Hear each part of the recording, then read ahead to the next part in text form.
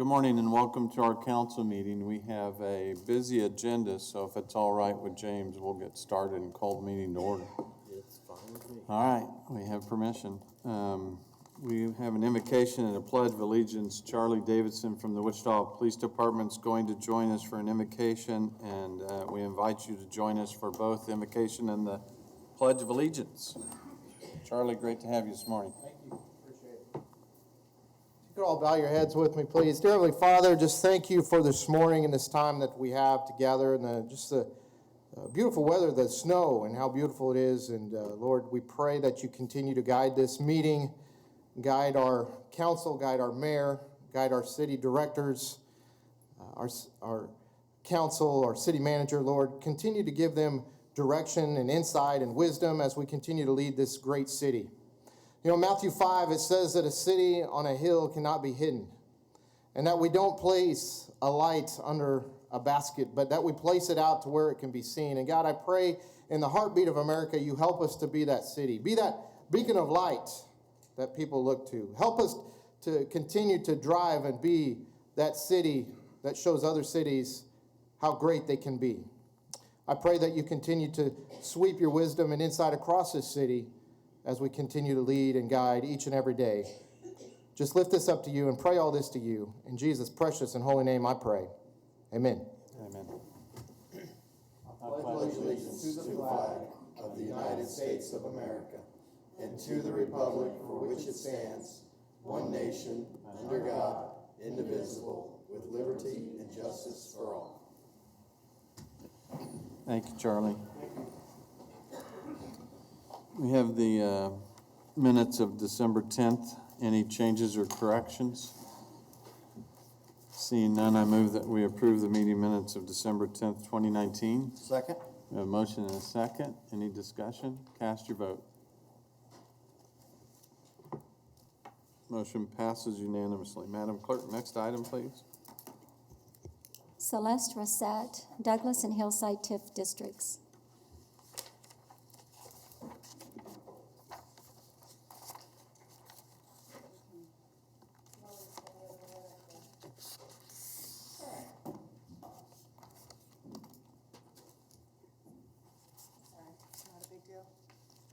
Good morning. My, what a busy agenda we have today. 800 pages of documentation I had to go through.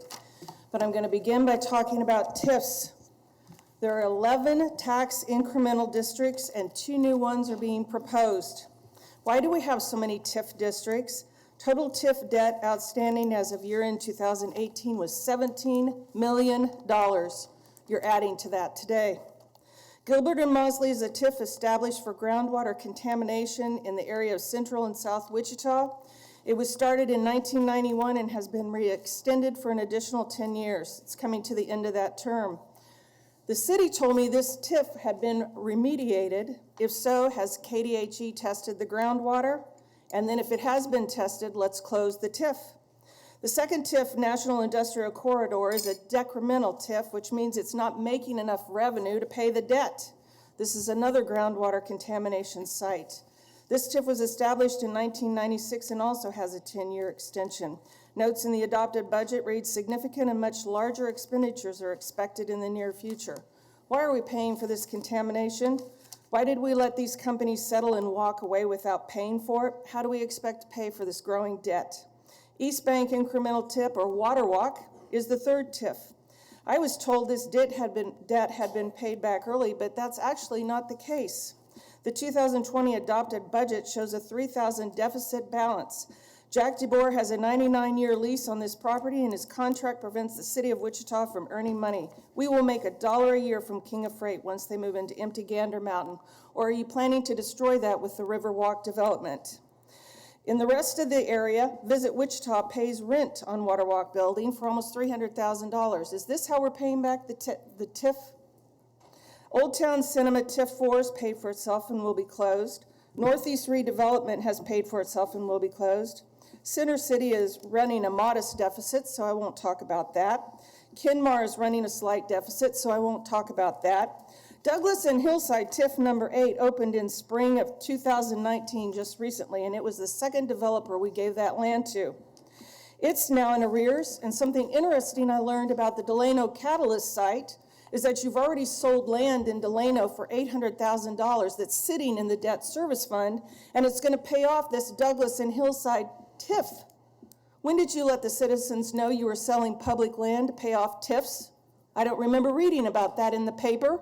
So it's sitting there, $800,000 to pay off the arrears in Douglas and Hillside, which is a TIF in College Hill. Union Station TIF, we're prepared to provide cash up to $2.5 million if they need it. Let's hope they don't. South Fork TIF is prepared. We're prepared to provide cash financing up to $5 million for projects if they need it. So far, they haven't. West Bank TIF number 11 was created in 2018 to develop the ballpark with $42 million in star bonds. Now I see on the agenda, we're going to turn this into a TIF. We're going to make a CID to get around voting on this development. Such an interesting development on our agenda today. This area is going to cost the city a lot. In fact, we're prepared to offer the developers $3 million for public land they've already bought from us that we're going to have to turn around and buy back from them. I was told that there was going to be an appraisal on this property, so we didn't give them any profits in their pockets for having bought this land. I still don't know the name of the appraisal company, supposedly out of Lawrence, Kansas, that gave a fair market appraisal to this property. Do you all know who appraised this property? Do you know if $3 million is a fair market price for this property? Why aren't we voting on any of this? Why is there no active oversight? I already talked about how the internal auditor isn't even auditing. So which of you on city council is providing oversight on these TIFs and on these offers we're making to private developers to take our land from us and turn it into private development projects? Who's providing oversight? And again, we need to vote on this. Post-it notes by Riverfront Legacy are not a vote. Comments gathered at Riverfront Legacy blue boxes on Kennedy Plaza are not a vote. You all need to stop this runaway agenda, the selling of public land, the expansions of TIFs, CIDs, BIDs, and whatever else you create to get around voting. It needs to stop today. Thank you. Councilmember Johnson, you have a question? Thank you, Mayor. Just to address that last part, Sure. it is a common misconception that the citizens What's that, won't Brandon? have. If you let me finish, I'll tell you. Sure. It's a common misconception that the citizens won't be able to vote on this. And I've said this publicly before. If there's a sales tax attached, the citizens have to vote yes or no on it. So the citizens will have a vote. Right now, the citizens have an opportunity to engage in the Riverfront Legacy Master Plan process. It's been open. Last night, we found out we had 5,000 data points. We're all encouraging more data points. We want more engagement. Excuse me, when did we vote on the TIF for the ballpark? We're talking about Riverfront Legacy Master Plan. which I'm is the one talking thing about said TIFs. would I just address named for you. 11 TIFs that you all have And passed. When did we vote on those I just corrected you to TIFs? say that the citizens can vote on this project. It's a common misconception, and we have to stop pushing that misconception. We have to stop pushing TIFs because TIFs are passed without a citizen vote. TIFs are passed by only 4 of you agreeing to that I TIF. appreciate your comments, but again, I just wanted to correct the record that the citizens will have a vote on the riverfront. Thank you. It'll be nice if we have a sales tax because then, yes, we could vote on it, but none of these proposals use sales tax. The only thing you're taxing today on the agenda is for the arts tax that's going to fund arts projects.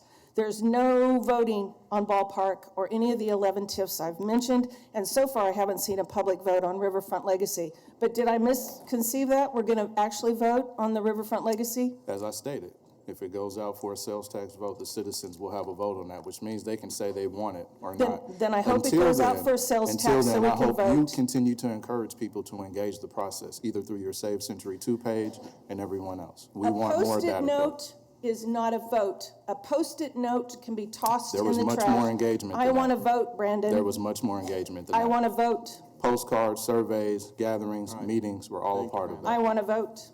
You will vote on it. I'll wait and see. Thank you. Madam Clerk, next speaker. Lisa Finch, WPD.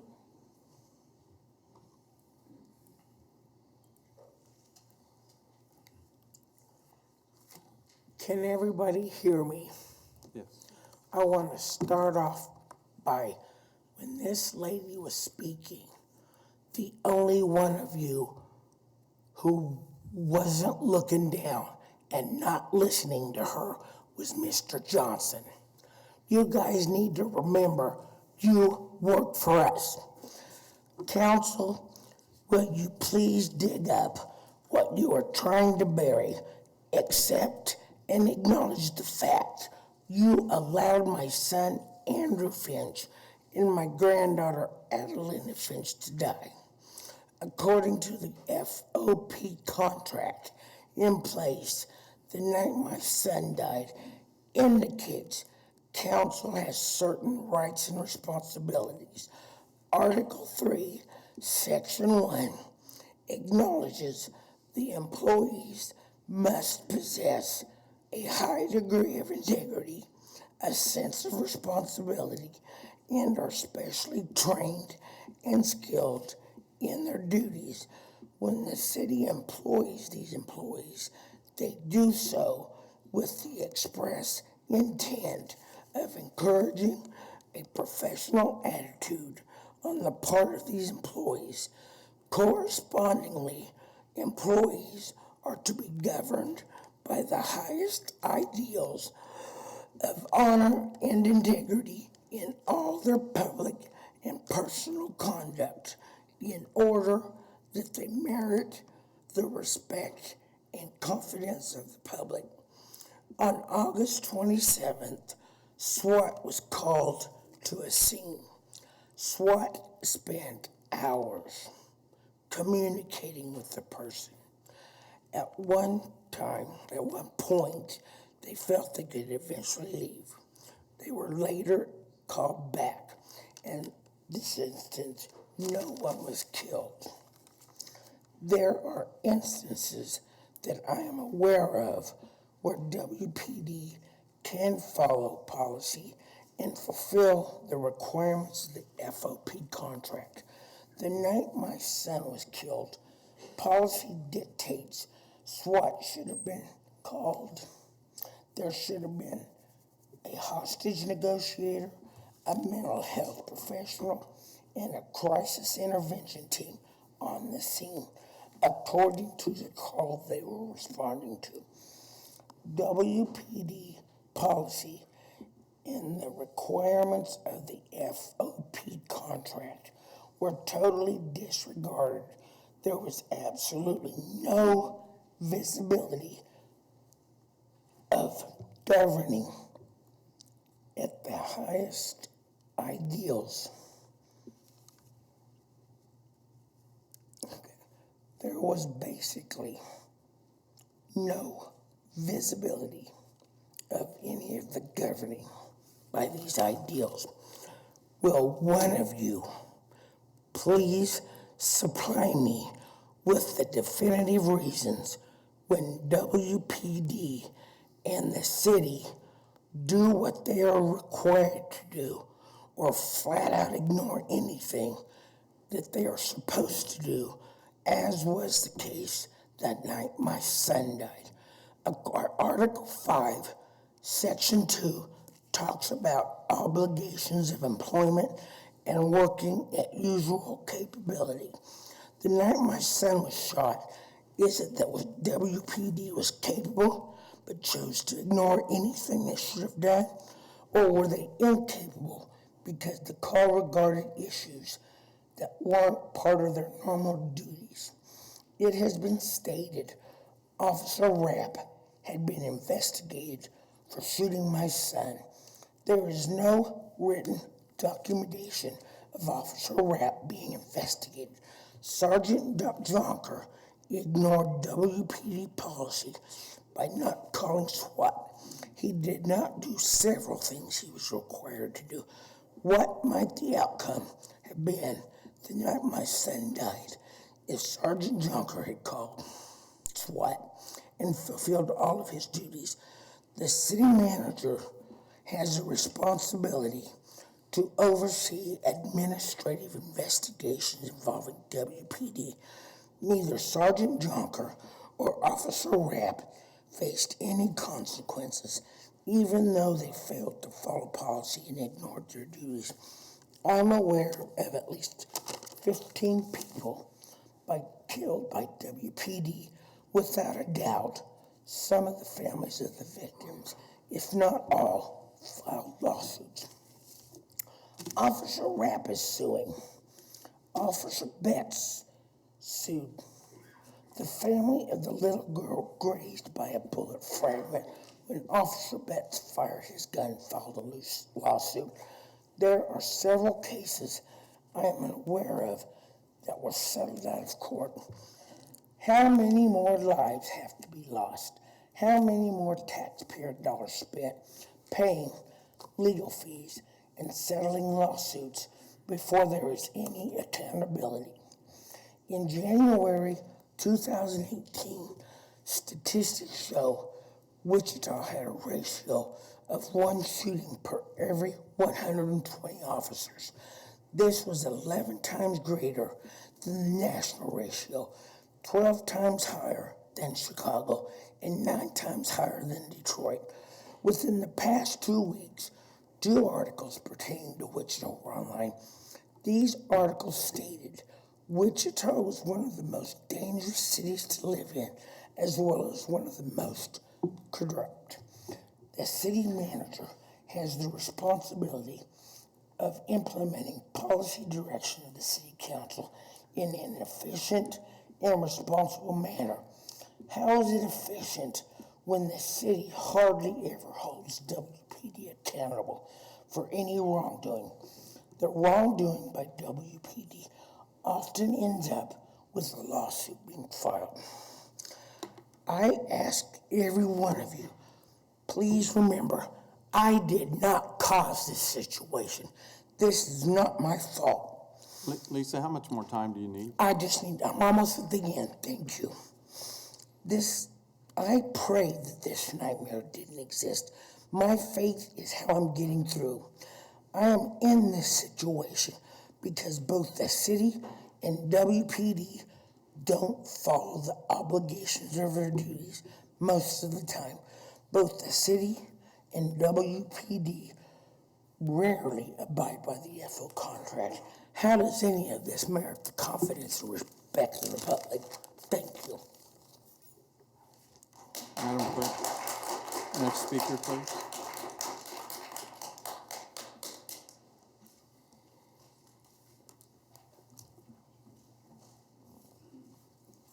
Hi, my name's Monica Marks. I own a house in District 1. I wanted to speak today as one of the main organizers of the Justice for Andrew Finch movement. I wanted to speak today to commemorate the 2-year anniversary that's coming up.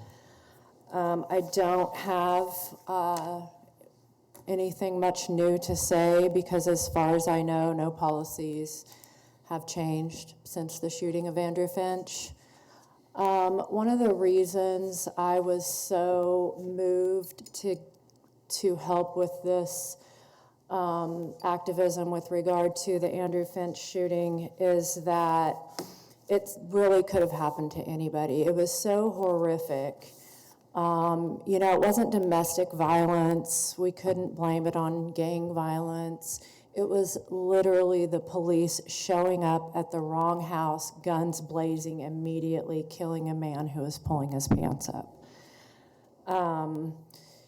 Furthermore, no accountability whatsoever has happened since then. When we started this, I really felt like we were going to make some progress, and the old timers from the Peace Center and the Occupy movement, they were just like, no, nothing's going to change. Took 5 years to get a new police chief, nothing's going to change. And I just really didn't believe them. And so that's why I really wanted to come today, mostly to speak to the new mayor. I would really, really like to see some changes with rifle policy. I think we all realize now that Officer Rapp had several instances of use of force that he had been counseled on or written up for or whatever. And I really don't think he should have had a rifle. And if you look to rifle policies in other cities, I don't think he would have been an officer that would have been given a rifle under other policies. I would like to know what has happened with de-escalation training in the last 2 years. The current mayor has previously stated that we have such a big budget for training and we're spending quite a bit on training, but I beg to differ, and I'd really like to see our new mayor offer some transparency on that. Did you guys see where the police attacked and killed a UPS driver recently? I am really sick of this comply or die type of attitude with the police departments all over the country, and I would like to see us get out ahead of that and really focus on community policing, training, less guns, less shooting immediately, for Christ's sake. Where's the money coming from that we're using to defend the Andrew Finch lawsuit? Mind you, there was no accountability for this shooting whatsoever. Families have no choice but to sue the city. That's the only way anything gets done when the police shoot somebody. So where's the money coming from that we're using to defend this lawsuit? And can we use some of that to defend the lawsuit that Justin Rapp has?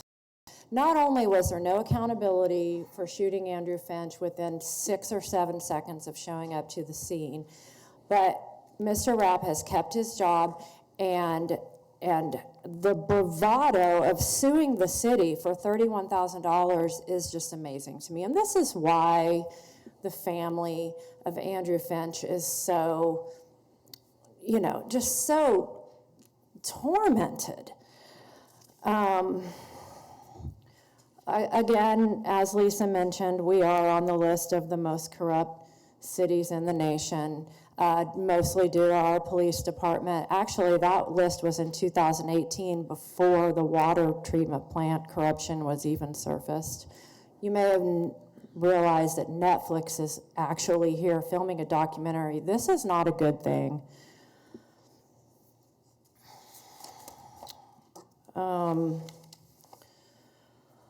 What happened to the FOP contract? I felt like last year we were gonna renew it or talk about it or have an evening meeting, and now activists are reporting that we can't even find the FOP contract online.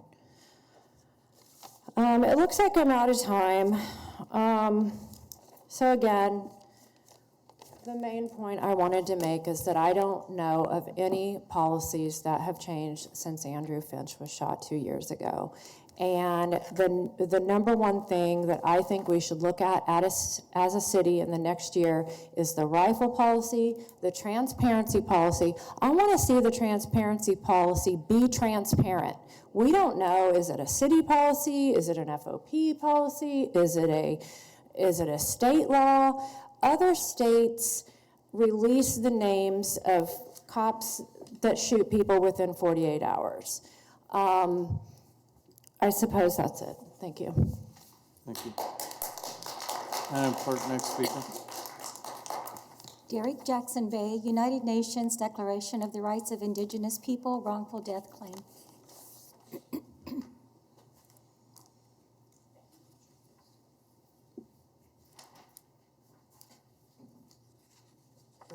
Thank you. First, I thank Allah for allowing me to be here. I thank my prophet, Noble Joe Ali. I'm a Moorish American. I'm here today to talk about my wife, Karen Lynn Jackson, and also to mention a few things that's supposed to be federally enforced pursuant to the Constitution, dealing with the Declaration of Rights of Indigenous People. My wife was Eastern Shawnee tribe. And I just wanted to read a couple of things. Article 5 of the UN Declaration of Indigenous Rights. I also want to mention the Declaration for the Rights of Children. My granddaughter was unable to be here. She wanted to speak. And I also want to also mention the UN's declaration.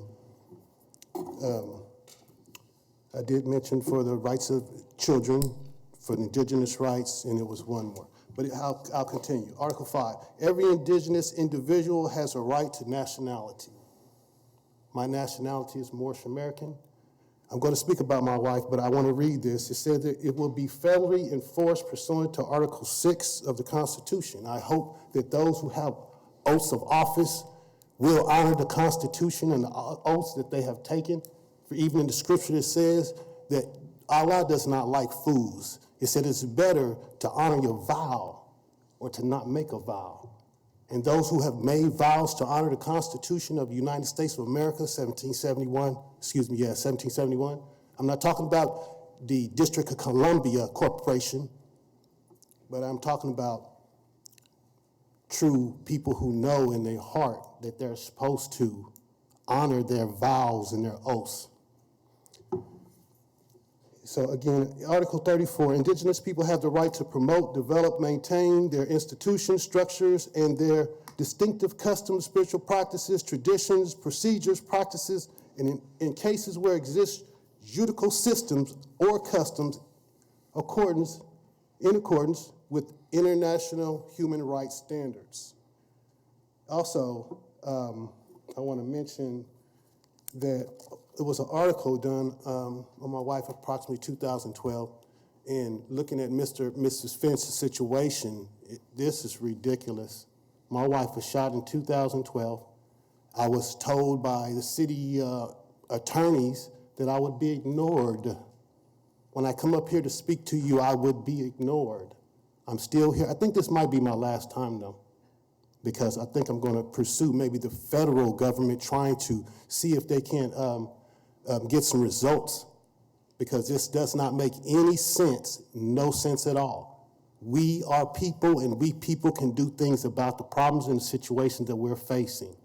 I thank you for your time and this opportunity to speak. I thank Allah and Islam to all of you, and I say assalamu alaikum.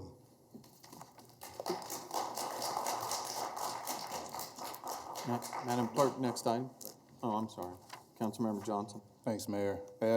Mr. Jackson, just wanted to let you know that I definitely hear you and see you, and sorry for your loss. Just wanted to let you know we're sorry for your loss, and I do hear you and see you, so thank you for continuing this. Madam Clerk, next item, please. Consent agenda items 1 through 18. Are there any items that need to be pulled for clarification or discussion? Seeing none, I move we approve consent agenda items 1 through 18. Second. A motion and a second. Any other discussion? Cast your vote. Motion passes 7-0. Madam Clerk, next item, please. Board of Bids and Contracts dated December 16th, 2019.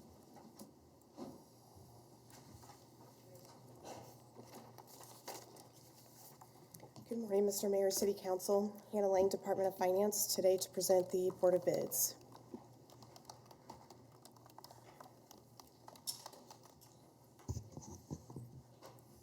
It's not working. There we go. KDOT Mount Vernon Road, Broadway to Southeast Boulevard, defer to January 6, 2020 Board of Bids.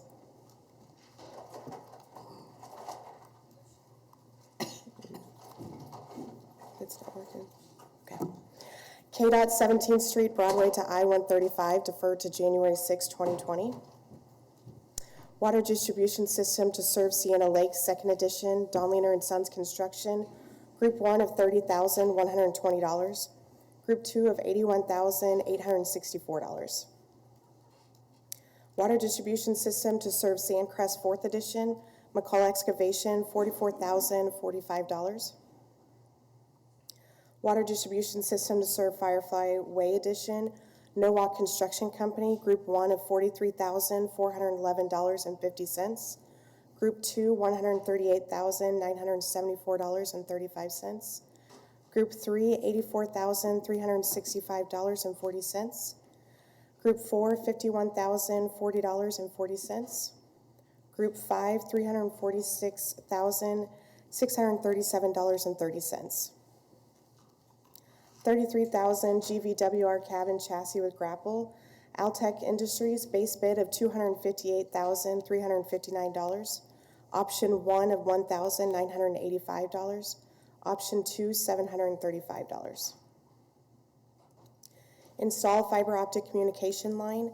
Universal Communications for $54,750. 2019 tree and stump removal, Wichita Tree Service for an aggregate total of $112,079. Alfred Superior Tree Service, aggregate total of $79,525. Shawnee Mission Tree Service, $11,100. Cheapest Tree Work, $5,800. Ryan's Lawn and Tree for $9,786. Interior exterior modifications of one residential house, SNA Construction for $55,377. Parking garage LED lighting modifications, Batteries Plus, base bid of $173,057.67. Add alternate one of $53,324.02. Remote slope mower, Prairie Land Partners for $98,350. Snow removal at Wichita Public Libraries, reject all bids. Fire Department scheduling software requirements, Adashi for $93,000. That's all the Board of bids. Oh, I'm sorry. And the open requests for proposals that we have are vehicle fleet information software with Public Works, CDBG youth crime prevention with housing, home investment partnership with housing, emergency solutions grant with housing, on-call plumbing repair services for various, false alarm registration and management with police, and financial advisor services for finance. And that is our e-procurement website for the city of Wichita if you want to become a registered vendor or propose on a solicitation. And that is all the Board of bids. With that, I'll stand for any questions. Councilmember Frye. Thank you, Mr. Mayor. Hannah, on slide 13, the snow removal, reject all bids, is that for the 2020 contract? That was going to start effective immediately and go into the next year. So currently, right now, what we're going to do is have an on-call contractor for that, rebid it out in January. Okay, so we're covered in the interim. Yes, we are. Okay, thank you. Any other questions? Thank you. Seeing none, I move that we award the bids as presented. Second. We have a motion and a second. Any other discussion? Cast your vote. Motion passes 7-0. Madam Clerk, next item, please. Public hearings considering a reduction in the East Bank Redevelopment District and an expansion of the West Bank Redevelopment District.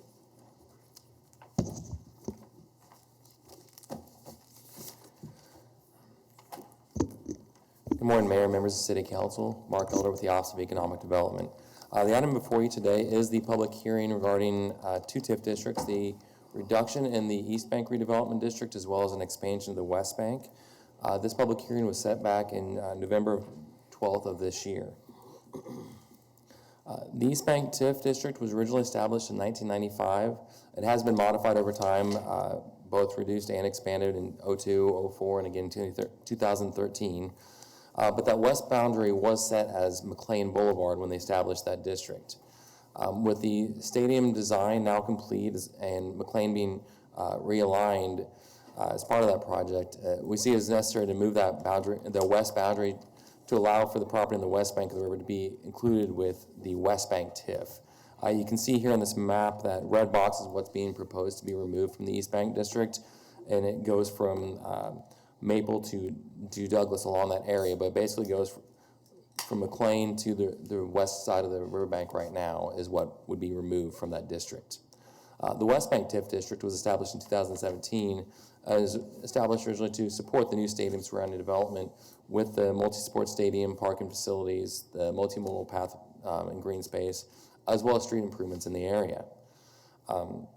This expansion that's being proposed today would add additional property between the stadium and riverbank that was just discussed about being removed from the East Bank, which also resolves that issue with McLean Boulevard being realigned, but also allows the city to fund TIF eligible expenses related to the stadium project and within the Delano area. The area in yellow is what is the existing West Bank TIF district today.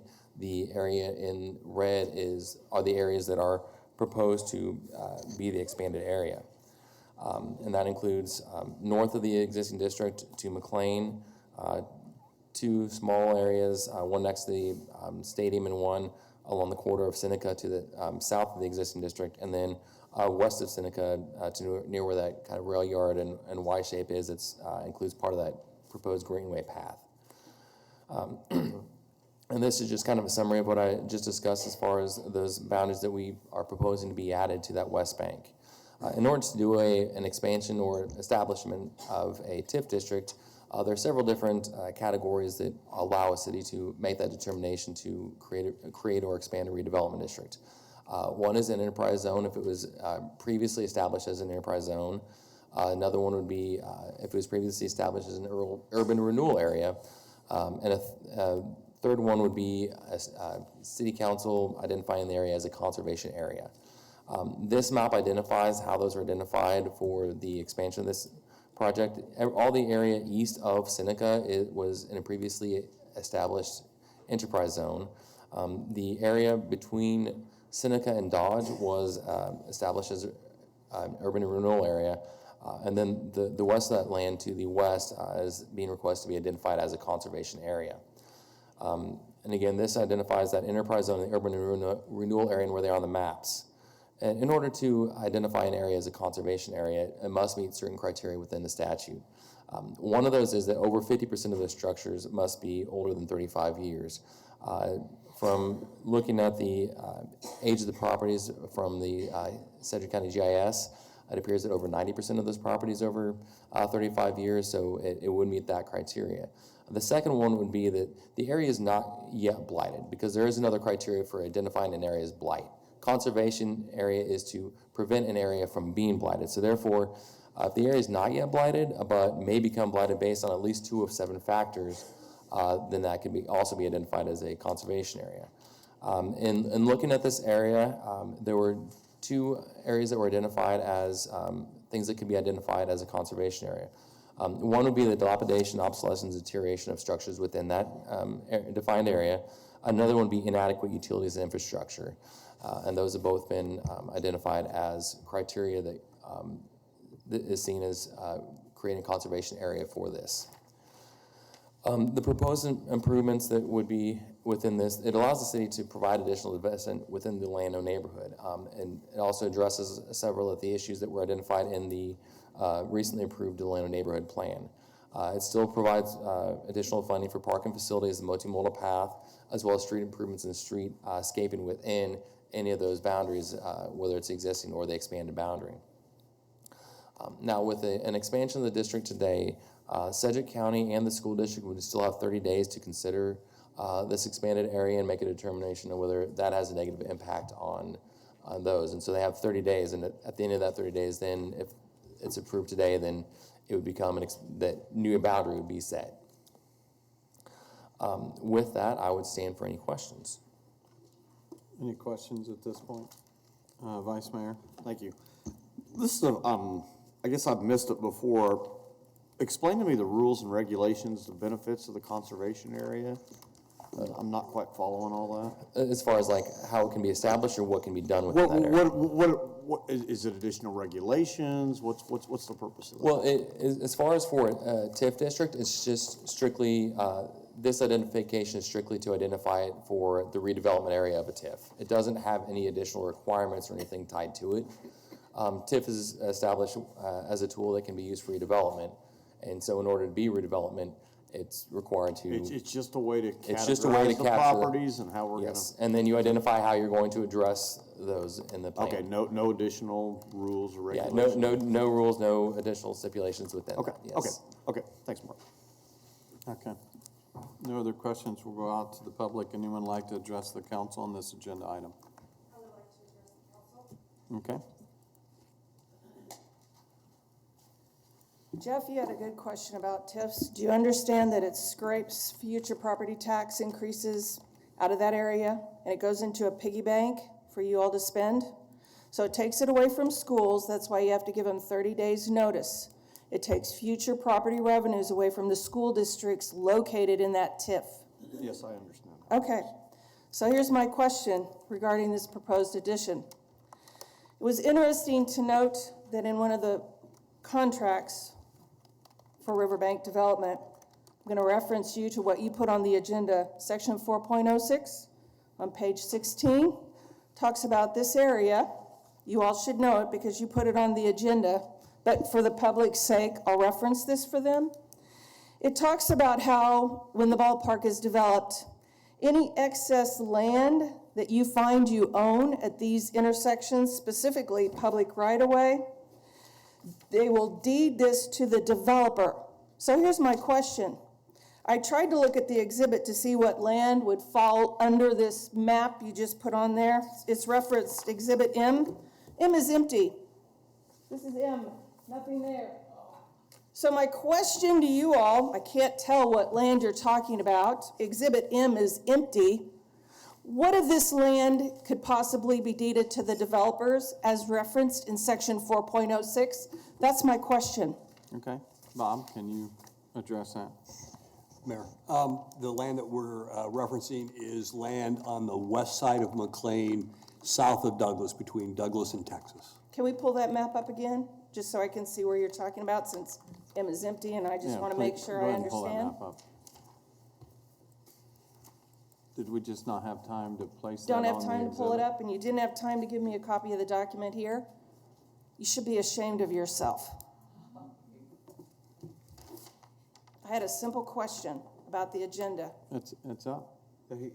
So any of this land then could be given to the developer, No, I think No, he's, it's a land exchange. a land exchange. We're looking, the developer, and again, this is a separate item, not this item, but the developer has land adjacent to Texas Avenue, and if Texas is to be extended to McLean eventually, the city will require some additional land for right-of-way. In return, the developer has the right to access land that is not needed for right-of-way between Douglas and Texas. And basically, it's an equal amount of land. So we don't know the amount of land or exactly where the land will be, just an excess amount of land in that area around Texas. We have, you'll see in the exhibit, and again, just for clarification, the item in front of the council today is not for action. It's just for initial review of the development agreement.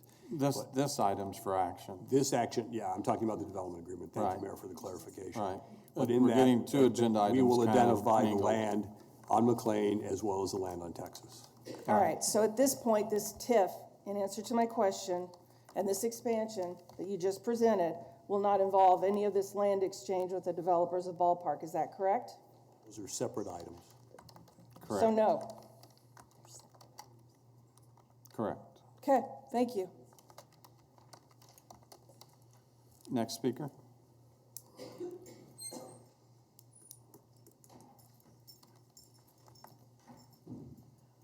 My name is Sybil Strom. I reside at 326 North Walnut. I talked to Mark Elders about this. I would like to know, are we going to pay more taxes? Because we're drained, and are our houses going to be taken So because of this? you're not paying more taxes because of this, and houses are not being taken. Because you've already took a lot. Thank you. Okay. Next speaker.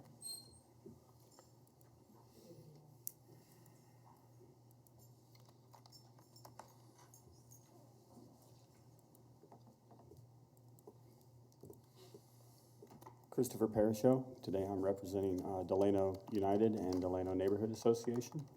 We're supporting this plan if it is executed as proposed by the city manager. It would give us an opportunity to fund things in the neighborhood plan that was just recently updated. In 2001, when the neighborhood plan was initially passed, one of the things that it lacked was a funding mechanism for all the different things that we wanted to do in Delano.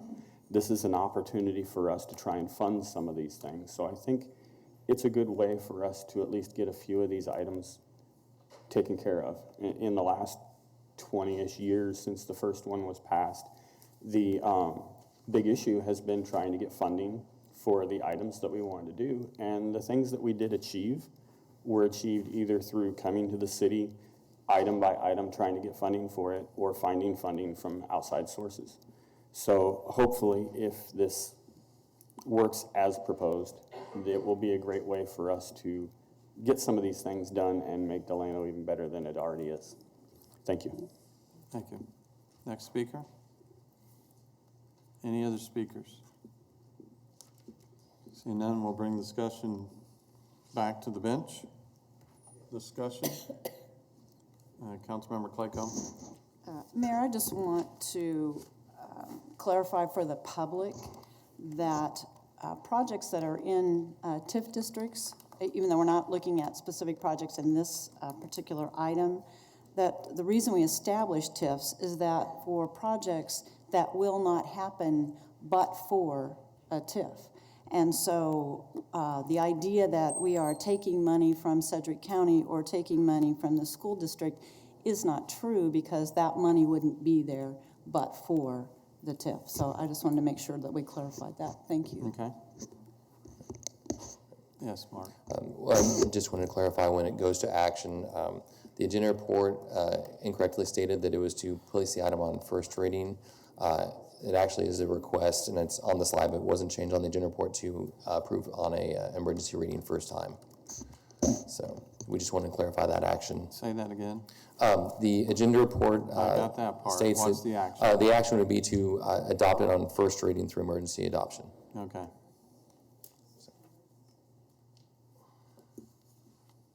Any other questions?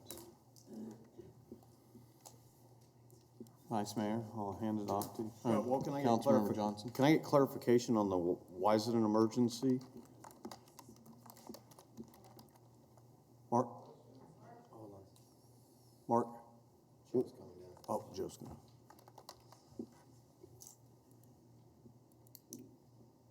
Good morning, Mr. Vice Mayor. Joe Norton with Gilmore and Bell, the city's bond council. When the resolution was adopted in November, it was set up for a declaration of emergency since this is the final meeting of 2019. That property values in TIF are established at the end of every year. And so by getting this modification changed, then the values going forward in 2020 will include these modifications as opposed to potentially waiting a year to get them involved. So we need to establish the Right, and I think land the declaration of values emergency was today. in the agenda packet. It's there, it's been available online, it's just the line Right. on the agenda That- memo. That makes sense. So we just need to add the words emergency I action think, to our. I think the suggested action that Mark had on there is correct. We could find that, yes, right there. It'll be Okay. two ordinances, same thing. Thank you. Appreciate that clarification. Councilmember Johnson. Thanks, Mayor. I just wanted to say I appreciate Mr. Paricio's comments because it highlights more improvements to neighborhoods, and this provides a tool for that. So I'll definitely be supportive and thank him for that. Okay. Any other discussion? I'll hand it off to the Vice Mayor. Thank you, Mayor. And I wanted to say that again. I appreciate Mr. Pericio coming in here speaking today. Appreciate you working with us and realizing the benefits of the neighborhood. So thank you very much, Christopher. So I want to take the staff's recommended action that the city council close the public hearing, adopt the ordinance on a declaration of emergency, and authorize the necessary signatures. Second? We have a motion and a second. Is there any other discussion? Cast your vote. Motion passes unanimously. Madam Clerk, next item. Public hearing and request for letter of intent for industrial revenue bonds, Steel Shady Way LLC. Good morning, Mayor and City Council members. I'm Tim Goodpasture with the City's Office of Economic Development. For the record, the item before you today is a request for the issuance of a letter of intent to issue multifamily housing revenue bonds for Shady Way Plaza. Steel Shady Way LLC is a recently formed limited liability corporation that will be a real estate holding entity that acquires Shady Way Plaza. It was formed by Steel Properties, which is a real estate investment corporation out of Denver, Colorado. Steel Shady Way is acquiring Shady Way Plaza Tower Apartments, which are located at 1421 North Spruce, for rehabilitation, and is currently requesting a letter of intent to issue multifamily housing revenue bonds in an amount not to exceed $11 million. Shady Way Plaza, again, is located at 1421 North Spruce, which is located near 13th and Grove. 13th Street is running from left to right in this aerial, approximately halfway through, and Grove is running top to bottom approximately halfway through. The area outlined in red represents where the project is located at 1421 North Spruce. The facility is a 7-story building that is 100 units that are geared towards low-income seniors and disabled residents. The property was built in 1979 and has had relatively few upgrades or renovations since that time. It is covered by Section 8 Housing Assistance Payment Program, which subsidizes the resident portion of rent. Steel Shady Way intends to renew the Housing Assistance Payment Program for this facility for an additional 20 years, which will guarantee subsidies for low-income seniors and disabled individuals. In addition to its acquisition costs, the developer intends to invest approximately $3.5 million renovating the facility. The renovations include bringing the facility up to the current ADA requirements, bathroom and kitchen renovations, painting to the exterior and interior, landscaping the exterior, installing hardwired smoke and CO2 detectors, new refrigerators and ranges in all units, among other improvements. These are some images of the facility. These are clearly exterior shots. The exterior will get a new paint job as well as additional landscaping and improvements to the parking lot facility. These are pictures of the kitchen as well as the bathrooms in some of the units. And these are some of the public areas. The images there on the left is a hallway for residents. The image on the right is a general hallway as well as the cafeteria on the bottom. Steel Shady Way has applied for 4% low-income housing tax credits through the state of Kansas, which requires the use of bonds. Bonds will be used for a sales tax exemption only. There is no property tax abatement being requested. The bonds will be placed privately with KeyBank National Association. Therefore, it is staff's recommendation that the City Council close the public hearing, adopt the resolution of intent, and authorize the necessary signatures. Justin Unger, who is the development manager with Steel Properties out of Denver, is here and can answer any questions specific to the company, and I would be happy to stand for any questions as well. Doesn't look like there's any questions at this point. We'll go out to the public. Anyone like to address the council on this agenda item? Seeing none, we'll bring discussion back to the bench and hand it off to Councilmember Johnson. Thank you, Mayor. This is a great opportunity for Shady Way Plaza. This is a space I've spent some time in, making sure some of our seniors are registered to vote and have access to that. And this is a space that could use a little love. So this is a great opportunity, and look forward to seeing what comes of it. So I would move that we close the public hearing, adopt the resolution of intent, and authorize the necessary signatures. Second. We have a motion and a second. Any other discussion? Cast your vote. Motion passes 7-0. Madam Clerk, next item, please. Authorization of the second 5-year tax exemption, High Touch 120 South Main LLC. Again, Mayor and City Council members, Tim Goodpasture with the City's Office of Economic Development for the record. The next item is a request for approval of a second 5-year property tax abatement for High Touch. High Touch is an employee-owned information technology company that is located at 110 South Main. On December 2nd of 2014, the City Council approved the issuance of industrial revenue bonds in an amount of $1,572,300. Those bond proceeds were used to renovate the 110 South Main building, including elevator repairs and tenant improvements within that facility. This aerial shows the location of the facility. Douglas is running left to right, roughly through the middle of this aerial, and Main Street is running top to bottom. You can see the 110 South Main building just south of Douglas, which is outlined in red, which is just east of Century 2. At the time the bonds were issued, the company employed 115 employees in Wichita and projected that it would add 50 new employees in Wichita at $65,000 a year annual income. The company was approved for a 100% property tax abatement on a 5+5 year basis, subject to a payment in lieu of taxes equal to $33,250 a year, which represented the property taxes being paid at the time the company acquired the property in 2014. High Touch currently has added 30 employees at a certain point during the last 5 years, and currently is 8 above the base employment of 115 at an annual average income of $72,000 a year. In 2014, High Touch was primarily operating in the rent-to-own market, and in 2016, its largest customer, Rent-A-Center, implemented cost-cutting measures. Due to those cost-cutting measures, High Touch lost 31 employees. Those positions have all been backfilled due to High Touch diversifying its products and its services. It has moved into web development, managed IT solutions, which is where companies outsource their IT to High Touch, unified communications, which is working with email, phone, internet, voicemail, all of those kinds of services, cloud computing, and security from spam or viruses, among other services. High Touch has also developed a new product called Nigel, which is geared towards the restaurant industry. It is a point-of-sale product that can integrate multiple brands and multiple menus in multiple states with one system. This is valuable to a lot of franchisees of restaurants who typically will franchise more than one type of restaurant and therefore will have multiple brands with multiple menus in multiple states. They can do this through a software solution that High Touch will be offering. High Touch anticipates that they will be adding 500 locations per year.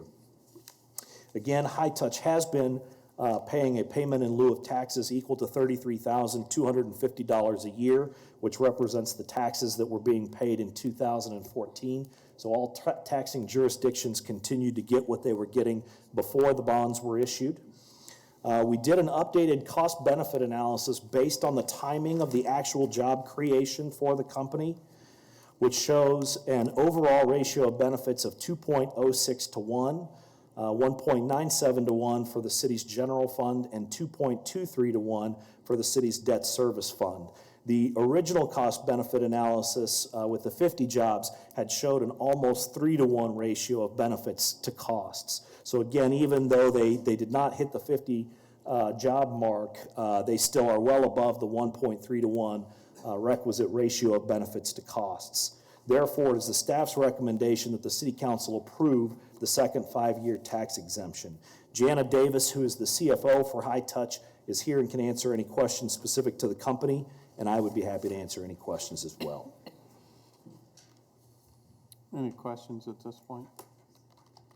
Seeing none, we'll go out to the public. Anyone like to address the council on this agenda item? Seeing none, we'll bring discussion back to the bench. Any questions? Tim, I do have one question. So I know that at this point, they're still well above the 1.3 to 1. Should they falter or slide back in the next 5 years, do we still have a clawback provision if they fall below the 1.3 to 1? We do not. There is not a second review period beyond the 5-year mark. Okay.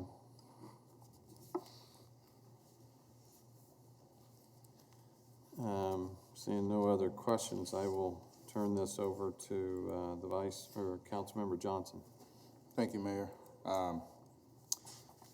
Normally, because the job creation had not been met, I wouldn't be supportive, but I understand outside circumstances have impacted that, and these are quality paying jobs. And I'm hopeful that by diversifying, they are able to hit those job numbers in the next 5 years. So with that, I would move that we approve the second 5-year property tax abatement. Second. We have a motion and a second. Is there any further discussion? Seeing none, cast your vote.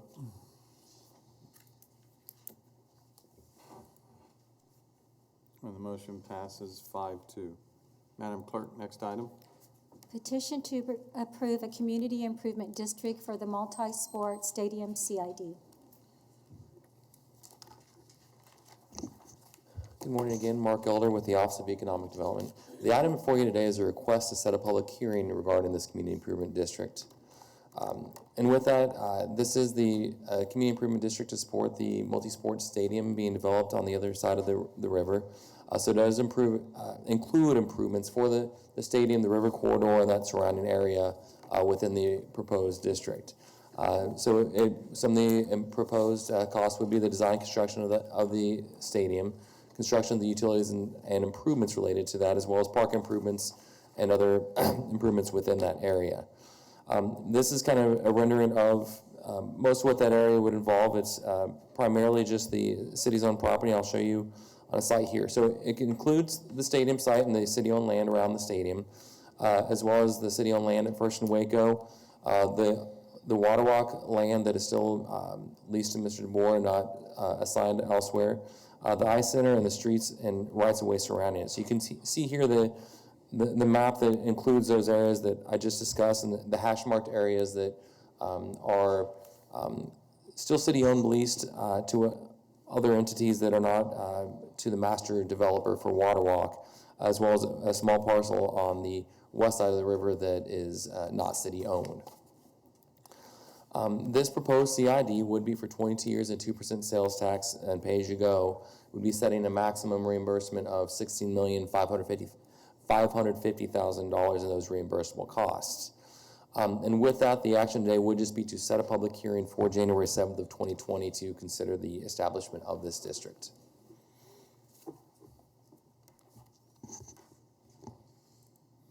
Any other? Councilmember Fry? Thank you, Mr. Mayor. Mark, just a quick question. Can you go back to the slide showing the boundaries? Yes, sir. I want to make sure I understand that one. Yes, sir. So when I look at the area bounded by Wichita, Kellogg, Waterman, and the river, I'm seeing the boathouse and the Gander Mountain. That is all included in this CID district? That red boundary with those hash marks is excluding that area. That one's excluded? Correct. Okay, but the boathouse property would be included? That's correct. Okay. I guess my only concern is I'd like to know what we're expecting that revenue to be when we get to the public hearing, because I have seen some versions of the Riverfront Master Legacy Plan showing that as a possible site for a performing arts center. And I would hate to have a CID for the stadium where a performing arts center might be. I'd rather a CID for a performing arts center contribute to a performing arts center. Understood. So I would like to know, as we get to that public hearing date, what we project that revenue to be to contribute to the long term. So, yes, sir. Thank you. Any other questions? Seeing none, we'll go out to the public. Anyone like to address the council on this agenda item?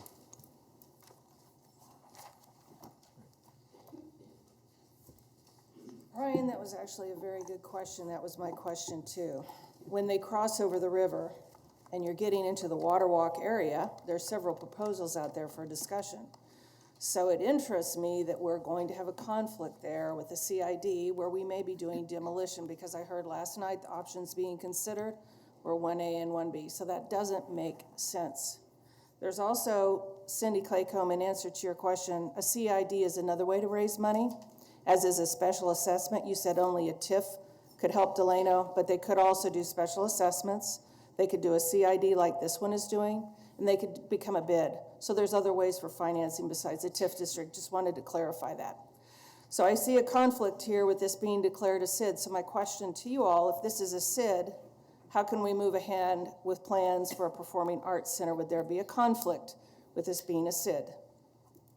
So I think we'll have to work through that when they answer Councilmember Fry's question, and then we'll figure that out if we need to block out more of that property like we did at the Gander Mountain space. Okay, so further information Yeah, will be forthcoming. today's just setting the public hearing. Great, thank you. Any other speakers?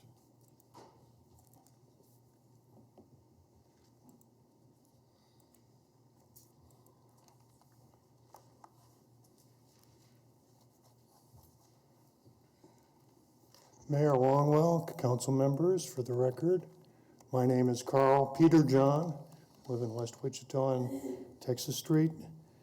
My reason for coming down to speak specifically on this item is I've read some press reports. I hope they're accurate. I know nationally often they are not, but I believe this one was. and we're talking about CIDs and TIF subsidy districts and all this support. But I want to get to the basics on some news reports.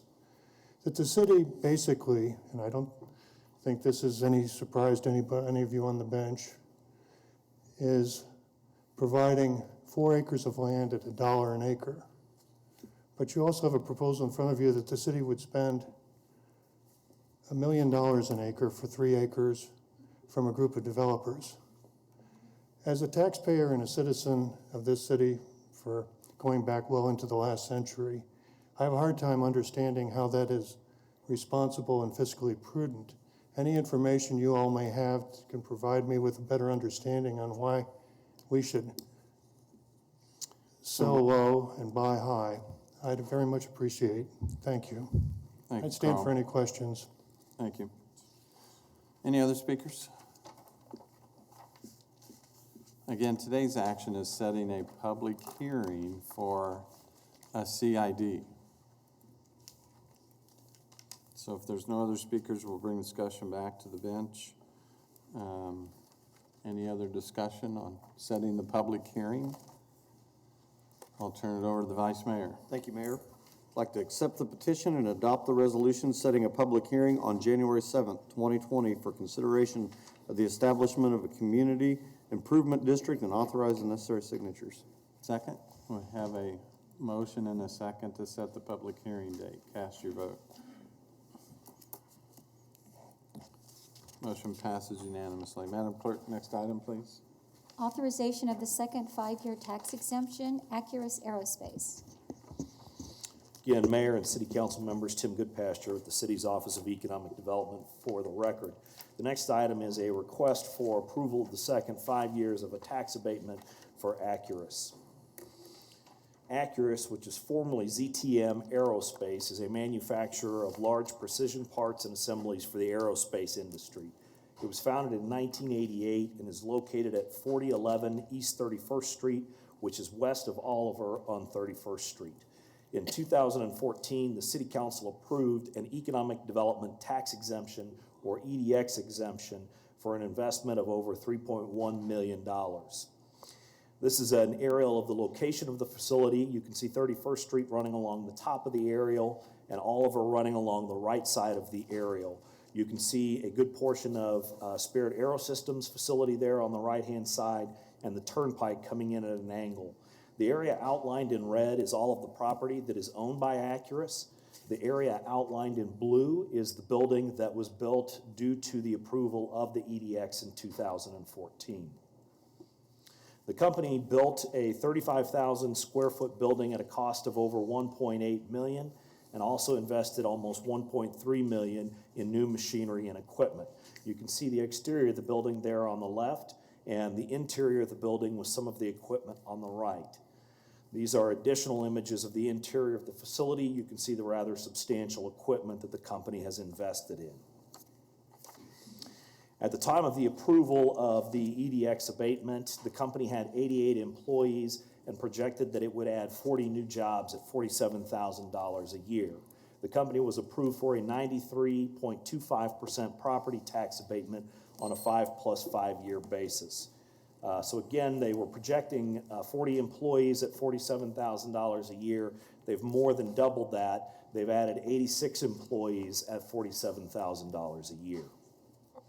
An updated cost-benefit analysis was conducted, which shows an overall ratio of benefits to cost for the city of 2.56 to 1, 2.26 to 1 for the city's general fund, and 3.09 to 1 for the city's debt service.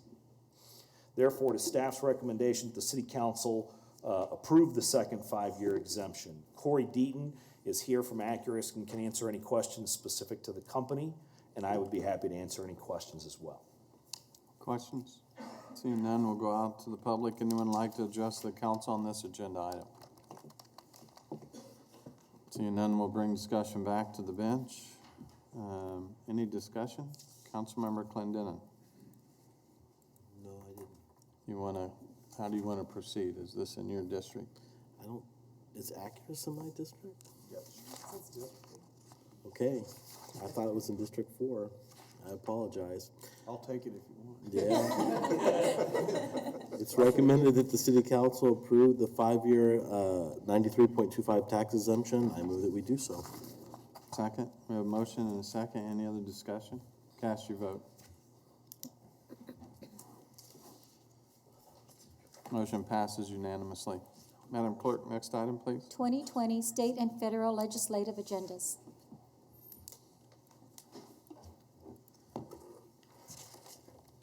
Morning, Mayor and City Council. Assistant City Manager Dante Martin. The item before you is a presentation of the 2020 state and federal legislative agendas.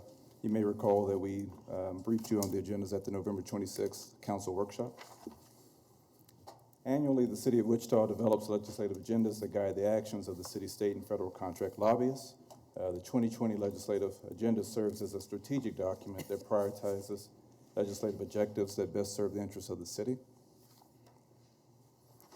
Brighton Carpenter, along with Jim Cursivati, represent the city's interest in Topeka, and Jim Davenport with Thorn Run Partners represents the city's interest at the Capitol in D.C. As we discussed during the November 26th workshop, state legislative priorities include economic development, public safety, tax and finance issues, general government issues, public works and utilities, as well as transportation issues. Key federal agenda items include the North Junction project, airport infrastructure, the restoration of Amtrak service, economic development issues, as well as energy and environmental issues. It's important to note that the legislative agendas provide direction to staff and lobbyists. As issues arise and bills are worked throughout the session, our lobbyists will provide periodic updates and guidance on key issues. The staff recommendation is for the council to approve the 2020 state and federal legislative agendas. I'm available if you have any questions. Questions at this point? Seeing none, we'll go out to the public. Anyone like to address the council on this agenda item?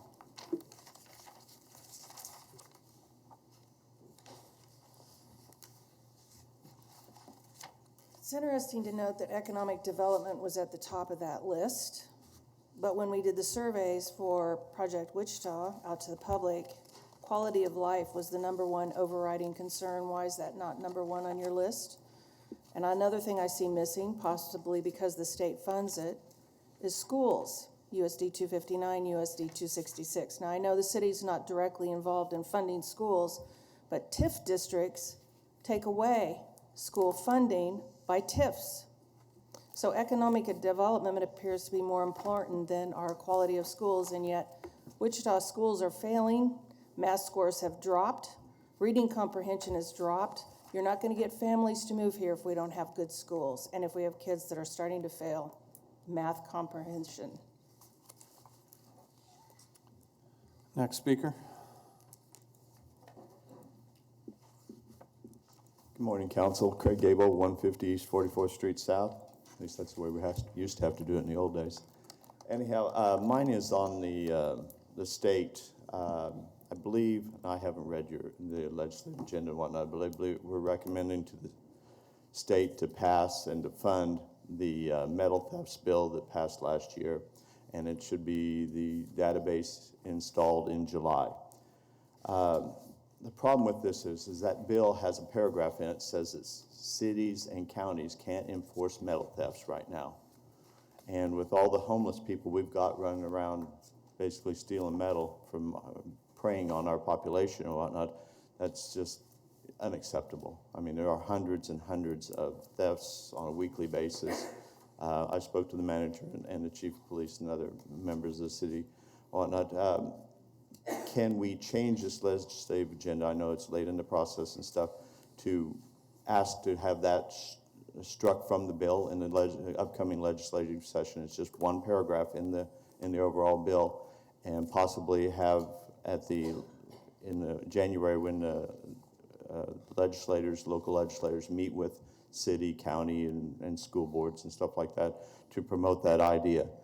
It would allow us to, go back to enforcing metal thefts and stopping some of this. And the main priority behind it is they're just going to implement the database in July. It may be another year or more before they fund the KBI investigating whatever they find with the database. And then also it's a 10,000-foot approach. Okay, we're gonna try and identify metal that's being sold in Oklahoma and backtrack it to who bought it in Kansas and who sold it to them. And it's also an onerous process and whatnot on the metal, the people that buy metal. I've proposed a different plan, but there's not time to talk about that today. Anyhow, what we need is something that can be done right here on a local basis without adding manpower in the police force, in the courts, and in the county attorney's office and stuff, something that we can take care of administratively as opposed to judicially and stuff. And like I said, I know there'll probably be questions on it, but I would just like to have you guys try and promote changing that law slightly this legislative session. Thank you. Thank you. Any questions? None. Mayor, if I can. Yes, go ahead. We did meet with Mr. Gable about a week ago, and I believe that the legislative language you approved in the agenda is broad enough for us to be able to pursue options with the metal theft.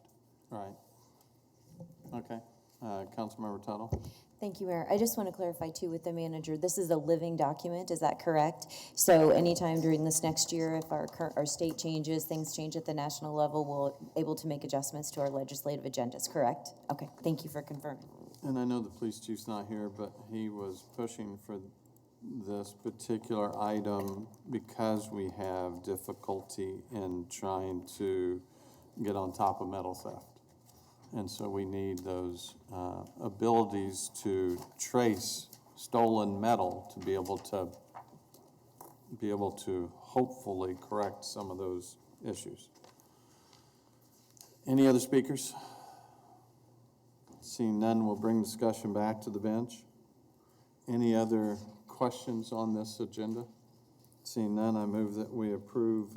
Councilmember Johnson, did you? No question. I just wanted to highlight for the community that part of our legislative agenda is looking at supporting some form of help for transmission towers in the community. That's very important. We had some things happen this year, and that is a part of the agenda going forward to make sure we support that not happening in any other community.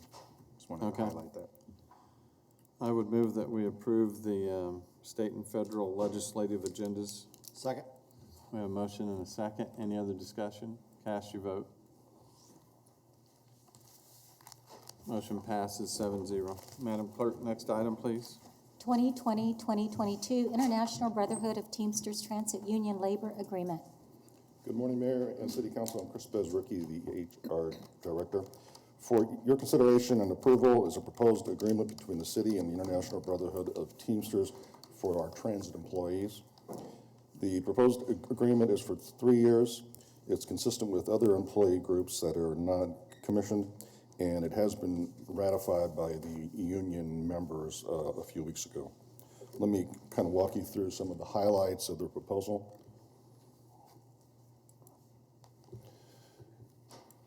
There's about 100 employees that are part of the Teamster contract agreement, and this agreement is consistent with the 2020 adopted budget that you previously approved. For the first year of the contract, starting at the end of this year, there will be a 1% across the board increase and a 2.5% performance-based merit step on the anniversary date of the employees. But what we're really trying to do as well in the first year is we're trying to move the entry wage up so we can be competitive with First Student, who has put forward wage increases up to $18 an hour. We're starting our bus drivers at about $13.75 an hour. So this will put us up to the mid-14 range, almost getting closer to 15 by the end of the contract. We do offer more competitive benefits than First Student, so we still think that we do offer an attractive package now. So that's what this does for the first year, and it'll certainly help us, I think, as we try to recruit into the future. It is hard for us to recruit bus drivers and keep them. For employees at the highest step of the O step, they will receive a $500 bonus that is non-compounding, but they will receive that in each of the 3 years. In year 2, it'll be a 1.125% increase and a 2.5 merit step. And in the third year, again, 1.125 and 2.5% increases. We also discussed trying to reduce the amount of time that the union spent in contract negotiations with us. There's still plenty of time there, but we did reduce that number in half so we can have more people driving the bus, so to speak. We went back and reviewed the perfect attendance bonus. We strengthened the language there so it couldn't be abused, and we did reduce the amount a little bit.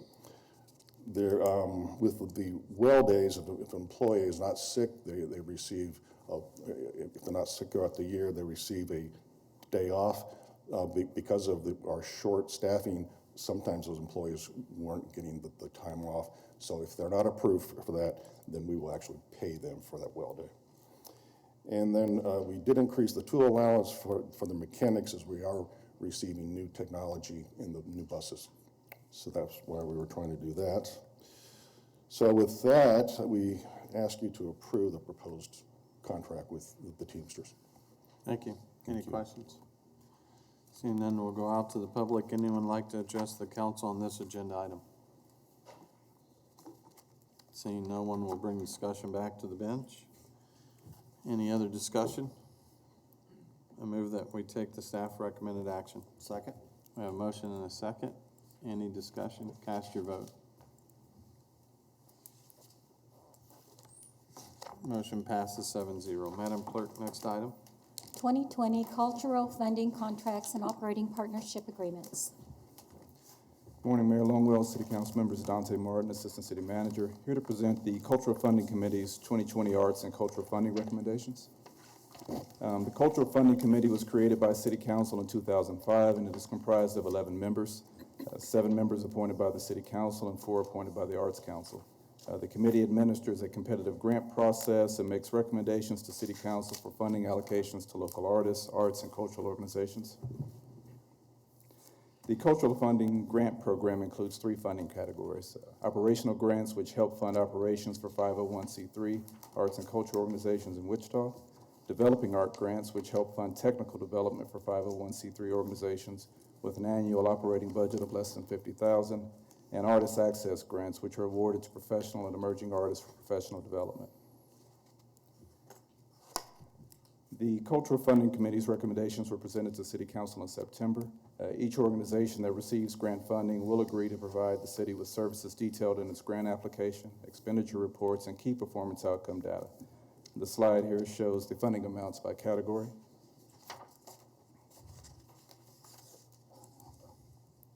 In addition to Cultural Funding Competitive Grant Program, the city allocates funding to cultural institutions.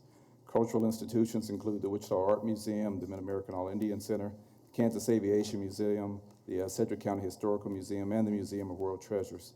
These institutions enter a 3-year operating agreement agreeing to produce and present a full season of exhibitions, programs, or performances. They also must demonstrate how they protect city assets and utilize city staff. Each year during the budget process, the Finance Department budgets the prior year funding amount and adds a reserve amount equal to the estimated assessed valuation growth. The recommended funding amounts are consistent with the 2020 adopted budget.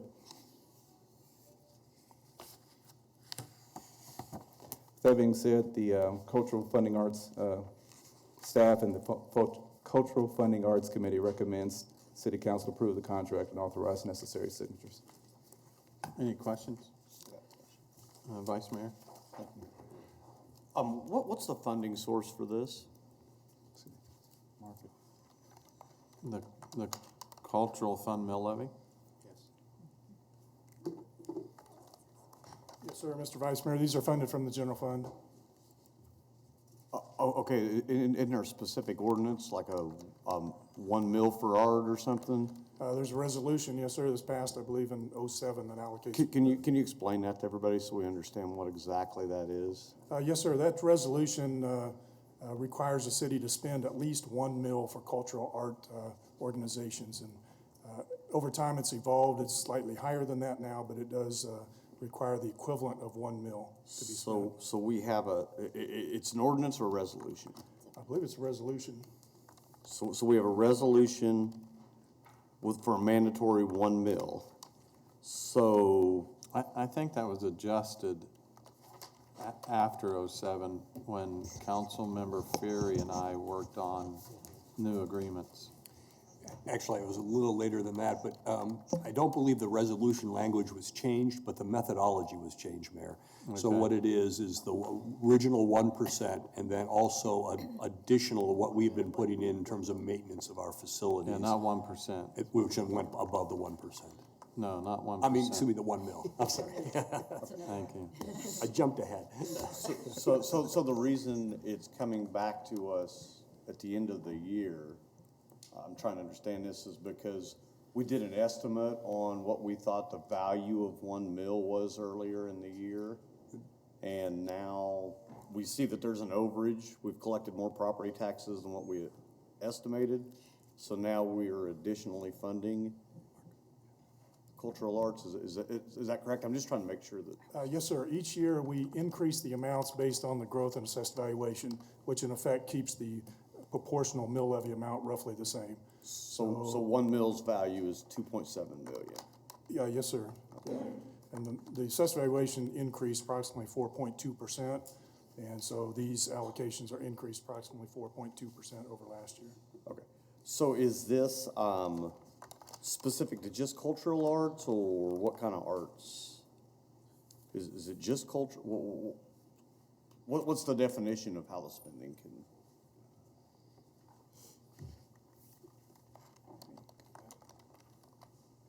So it funds a wide range of programs. It's probably the easiest way to explain it is that it funds operational grants, developing arts grants, and arts access grants. So it's a wide range of artists in our community providing a variety of services, depending upon which category they're applying for. And in addition to that, our cultural institutions, the Art Museum, the Historical Museum, Museum of World Treasures, I'm sorry. I guess what I'm trying to understand is we have an agenda item coming up here that we'll speak on in a little bit that is 1% for art. So we have a 1 mil for art that's 2.7 million. Now we're looking at a 1% art. So what's the difference in the two arts? The biggest difference, in my opinion, is that this item is for funding of programming. The item that we're going to present next funds a public art in our community. So it could be sculptures, it could be public art, a variety of types throughout our community, whereas this focuses on programming. Okay. And the other on infrastructure. Infrastructure, thank you, Mayor. Okay, thank you. Are you taking questions? We will in just a minute. Councilmember Tuttle. I'll wait, I'll defer. Councilmember Johnson. Thanks, Mayor. Just one quick question.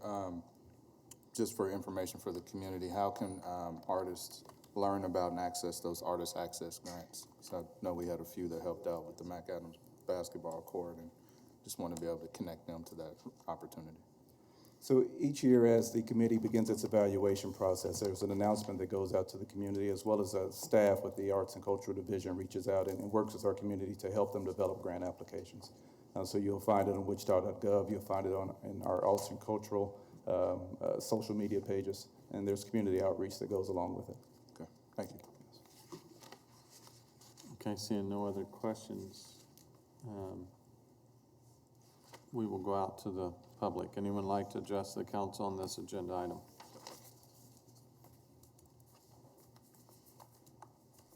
So my question is really to you, Dante. Is this going to cover the Cultural Arts Center that's being proposed under Riverwalk and Century 2? It's an operating agreement to operate the facility. Would that fall under this funding? No. Is that correct? Dante, do you have any other questions? No, just it's going to change with Waterwalk, so I wondered how that was going to All right. apply to this. All right, thank you. Dante, go ahead and come up. And This funding applies to existing cultural institutions, existing museums that we support. It would not apply. Right. Thank you. Thank you. Any other speakers? Seeing none, we'll bring the discussion back to the bench. Councilmember Tuttle. I just want to say thank you specifically to the committee for all of their work. I know it was a massive amount of reviewing from the packet that we received, so we know that they had to do that as well. And also a thank you to the artists and to the organizations. I see some of them here today. When I'm speaking with community members and also with businesses, quality of life and quality of place are certainly important as we're trying to attract and retain talent. So I'm going to be supportive of this, but also encourage the community to go out and visit these organizations and see these artists in our community. Thank you. Any other questions or discussion? Seeing none, I move that we take the recommended action. Second. We have a motion and a second. Any other discussion? Cast your vote. Motion passes 6-1. Madam Clerk, next item, please. Percent for Art Program. Mayor and Council, Dante Martin, Assistant City Manager. The item before you now is a ordinance revisions to create a public art program. In March 2019, representatives of the arts community approached the city with conceptual ideas for enhancing public art in Wichita. Staff has worked with stakeholders on ordinance revisions and a process to implement a formal public art program. There are approximately 350 public art programs in the United States. Nationally, 283 of those are housed within government agencies. A sample of peer cities with public art programs include Oklahoma City, Boise, Idaho, Des Moines, Iowa, Nashville, and Raleigh-Durham. The city has implemented public art for 20 years in an ad hoc fashion. The ordinance amendments would codify a public art process and establish a funding source.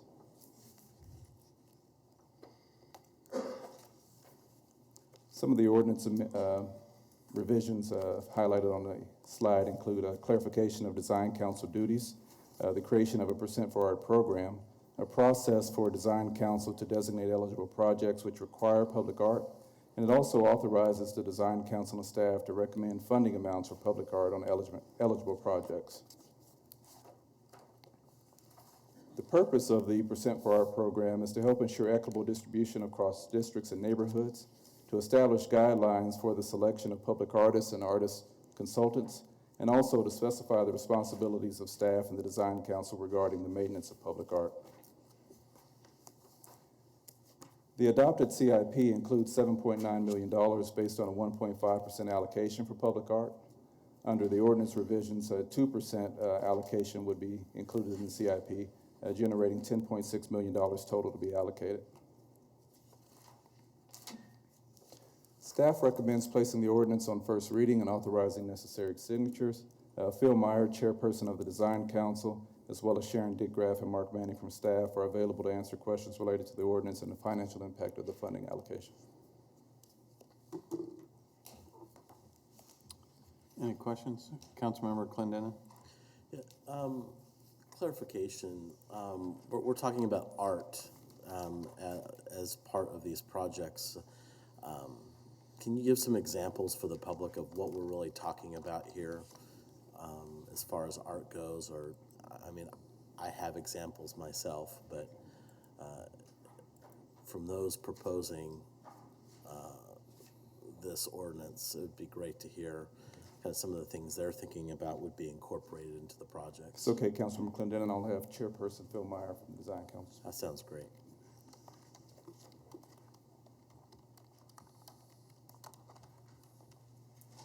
Good morning, Council.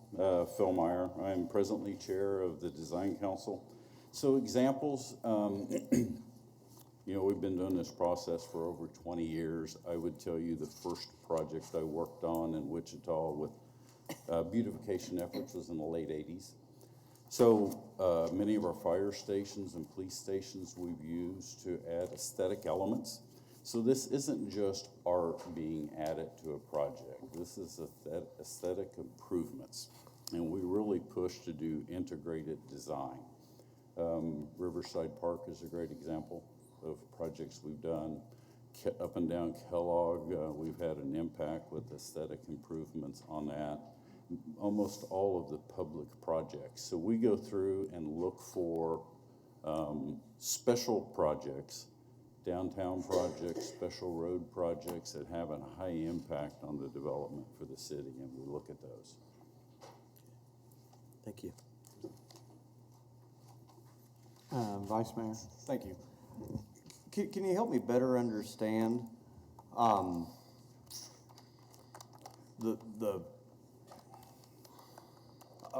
still trying to grasp about, I thought whenever we had a project bid that we included art in there. We would say we're gonna put X amount of art on that building or design. Yep.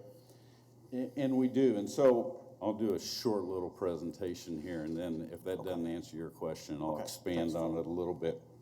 But as I mentioned, I'm chair of the Design Council and have been for the last 2 or 3 years. Very passionate about the opportunity to do these aesthetic improvements on public projects because we're trying to create a quality of life, a quality of place for the city of Wichita. All we're doing with this program is codifying a process we've been doing for over 20 years. So for the last 3 years, we sit down and go through the CIP with each department head, identify special consideration projects, and then we try to allocate the appropriate amount of money to that for aesthetic improvements. So we've been doing this process. All this ordinance does is establish a funding source so that it's in place for the future. We've still been finding this money and moving it around and applying it to projects over the years. This just kind of codifies the process. Couple things, you know, there is a maintenance in this. So presently, the city puts $50,000 a year into maintenance on existing stuff. This ordinance allows us to do a 10% of the funding to go to maintenance, so we can double that and increase that to $100,000, which would be very beneficial. As I mentioned, this is aesthetic improvements on projects. It's not just art. We're not looking to plop art on projects. We're looking to enhance the overall process and integrate artistic solution or aesthetic solution to the design. These special consideration projects have a high impact for the citizens, in my opinion. They improve the quality of life, the quality of place for the citizens. My point to council and to people I talk to that question this is the economic benefit. The city of Wichita needs to be out competing against our sister cities that are out there, and creating a better quality of life and a better aesthetics helps us compete and draw business in. As Dante mentioned in his presentation, there's 350 programs out there today. 283 of them are run by public entities like we're recommending here, the city run it. So I would suggest to you we're trying to play catch up with other communities that we're competing against. So not questioning that. I know you know how construction projects work. Yes, sir. So what's the downside of us just doing this case by case and looking at whenever a project comes in front of the council and we can approve case by case, hey, this X amount of dollars for art for this to make sure that it's a cosmetically appealing building versus going to a process now where the council would have no oversight and it would actually kind of be growing bureaucracy because it's going to be city manager appointees and the council's really not going to have any say in it. So am I correct in that, or correct me if I'm wrong? Yeah, Bob, you want to explain the process? The members of the design council, all but one under this ordinance, would be appointed by the mayor and council, and the mayor and the city manager's appointment would be to balance out any of the members in terms of if there's a weakness in terms of maybe not enough artists or something to that So effect. each council member has an appointee? Well, I believe it's the mayor that makes the appointees in consultation with the council. So then it's just mayor and city manager that really have the City It has to be manager's approved. It would have to be approved. The city manager's appointment is not a voting member. It's an ad hoc. Okay, thanks for clarifying. Thanks. And then, once this gets implemented, doesn't it still have to be approved when the project comes forward for financial consideration? All we do as design council is make recommendations to city council. City council has final say on how all funding. Right, so the funding would still have to be approved by the council. Correct. And in this case, instead of, what you'd be doing is approving a list of expenditures from the pool that has been allocated each year for art. So what about, just like we just had an overage with the 1 mil for art, what if there's an overage here and the 1%? I mean, are we just finding projects for that excess to go into? It would be it would be up to the council to determine if there's an overage. If you have more projects than you have funds, then it would be up to the council to determine whether you cut back on projects or whether we take project savings from another project and move it over. But it's at council's discretion. So you'd have oversight. Okay. Did Phil answer? Yes, thank you. Right. Thank you. Are there any other questions? Seeing none, we'll go out to the public. Anyone like to address the council on this agenda item?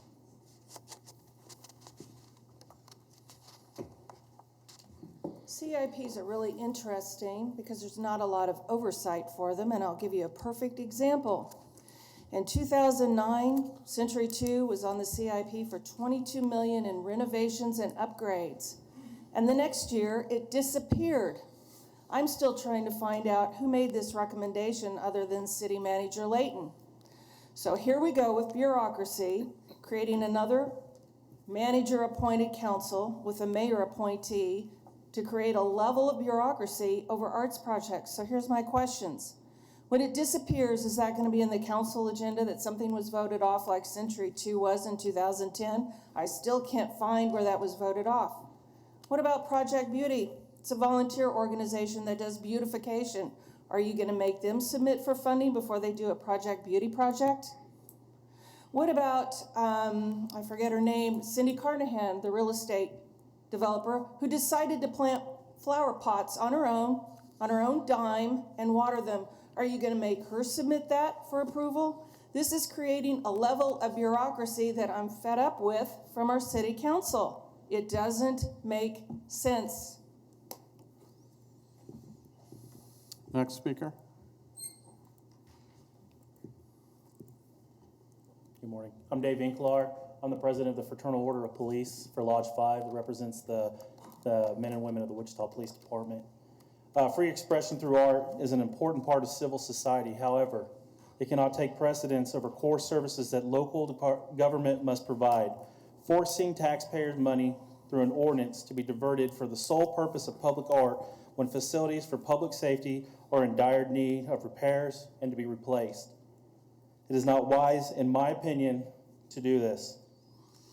We are in real need for police officers and public safety facilities. A headline from the USA Today heading on 12/3 of 2019, Wallet Hub 20 least safe cities in America from St. Louis to Detroit to Wichita. The city of Wichita is consistently in the news locally and nationally concerning violent crimes. We have 4 patrol bureaus who are in dire need of repair and to be replaced. The City Council's commitment to increasing police staff requires additional equipment for purchasing. I believe this money could be reallocated for better purposes than art. Prior to creating a permanent funding mechanism for public art, we need to do the same to increase the police department personnel that is required to give the citizens the service they deserve. Thank you. Next speaker.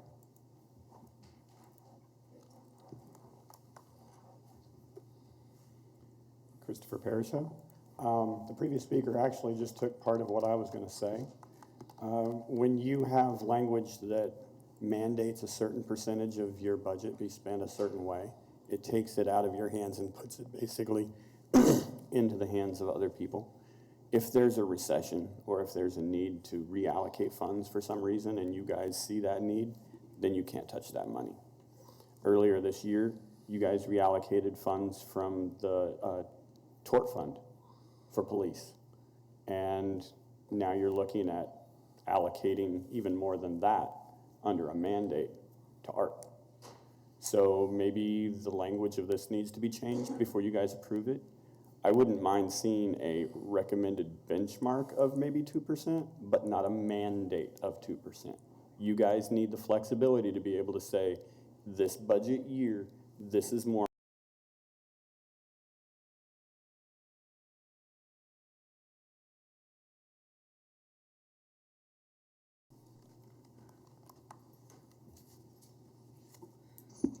My name is Sybil Strum. I reside at 3226 North Walnut. I think you're being dictators. And it's got to stop. If any one of these property owners want to plant flowers or something, let them do it. You are taking money from the taxpayers when you sit there and tell them you're going to revitalize the place. You need to learn that you don't own the property. As long as the property, as long as the people that own houses and businesses are paying, you don't own it. Thank you. Next speaker. Any other speakers?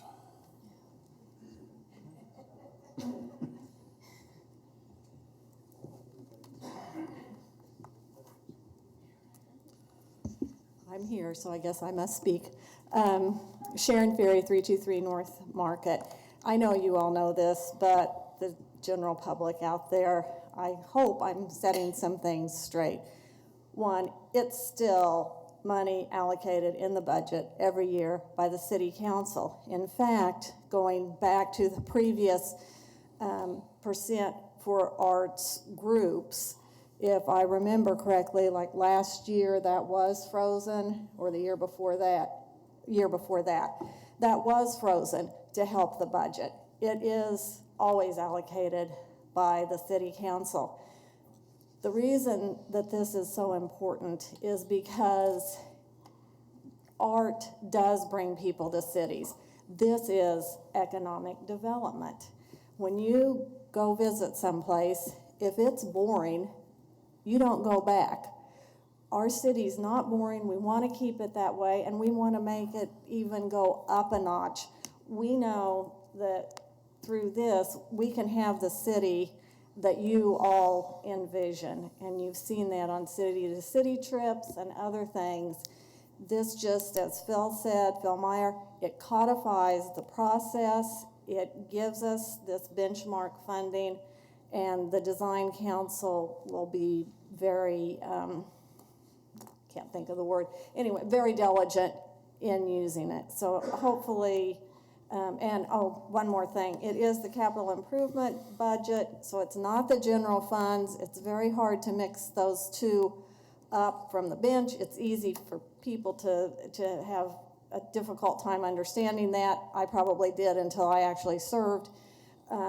But it is a different amount of money. I too believe in public safety, and studies are showing that having art out in communities does help public safety too. So thank you. Thank you. Any other speakers? No other art advocates here.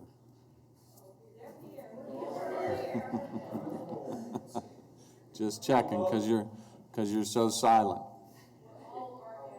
We got one coming. Yeah, I know.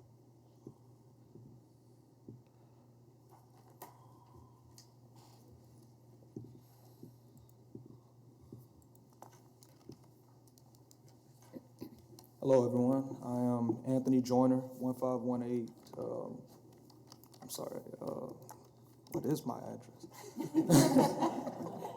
I live out west. But I am an advocate for arts, especially cultural artists throughout the city. I've been a bit of a liaison for several different artists, and I've helped several different projects, including the 9th Street project. I can say that reallocating this money and making sure that something is codified to have the funds properly allocated does help a lot.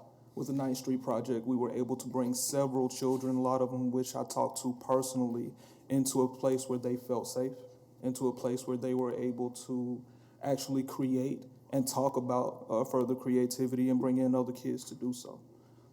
We also have done several different projects at McAdams. I work with a couple of different nonprofit organizations that would benefit from being able to do more public arts and things like that. And it isn't just talking about painting or drawing. This is also talking about events that we may have throughout different places and different ways that we can help within the city. art isn't just something that makes the city pretty, it's also something that helps us to bring in the youth. It's something that helps us to come together. I can say at several different events I've gone to, I've been the only black person in the room. But when I throw an art event, that changes. So this is something that goes way further than just making something pretty. And I understand that, you know, different other organizations also need money, but I would say as opposed to shooting this one down, also present something to where we can help to allocate funds toward that as well. Thank you. Thank you.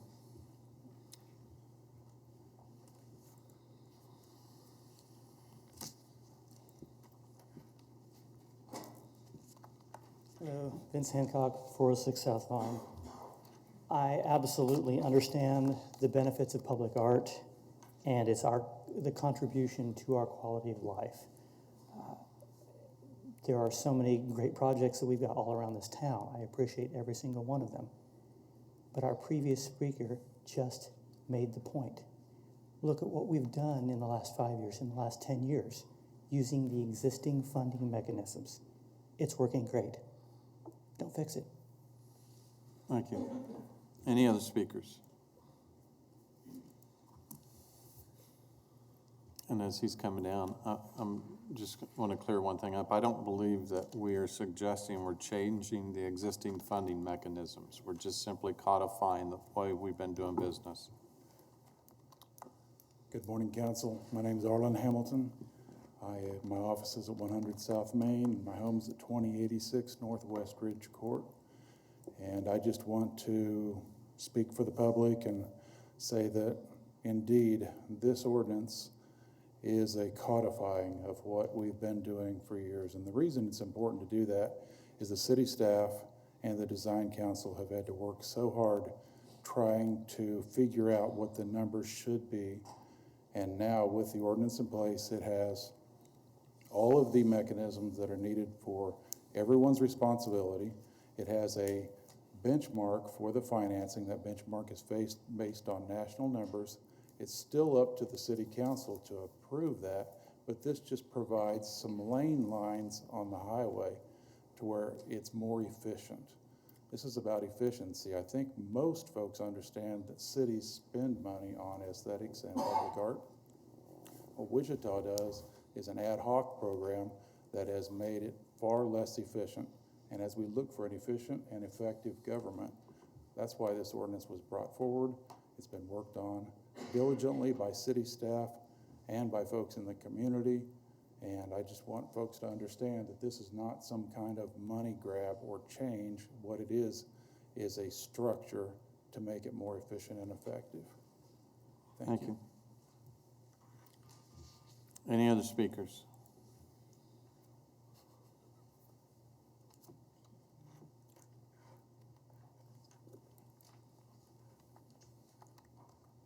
My name is Kathy Thompson, 7700 East 13th Street North, number 68. I remembered. I would just like to say I returned to Wichita after 65 years, having grown up here, to my great pleasure of seeing the city as it has grown, as it has transformed in many ways. And one of them is the beauty that I can see as I come downtown, as I'm out in various parts of this city. It's just simply wonderful. But the one thing that I really believe happens with my particular interest is in music, but in all forms of art, is how it brings us together. The idea of in this day and age, in this time, we need opportunities for coming together, for sharing common beliefs, common feelings, and music and art bring out those feelings in all of us. So, thank you. Welcome home. Any other speakers?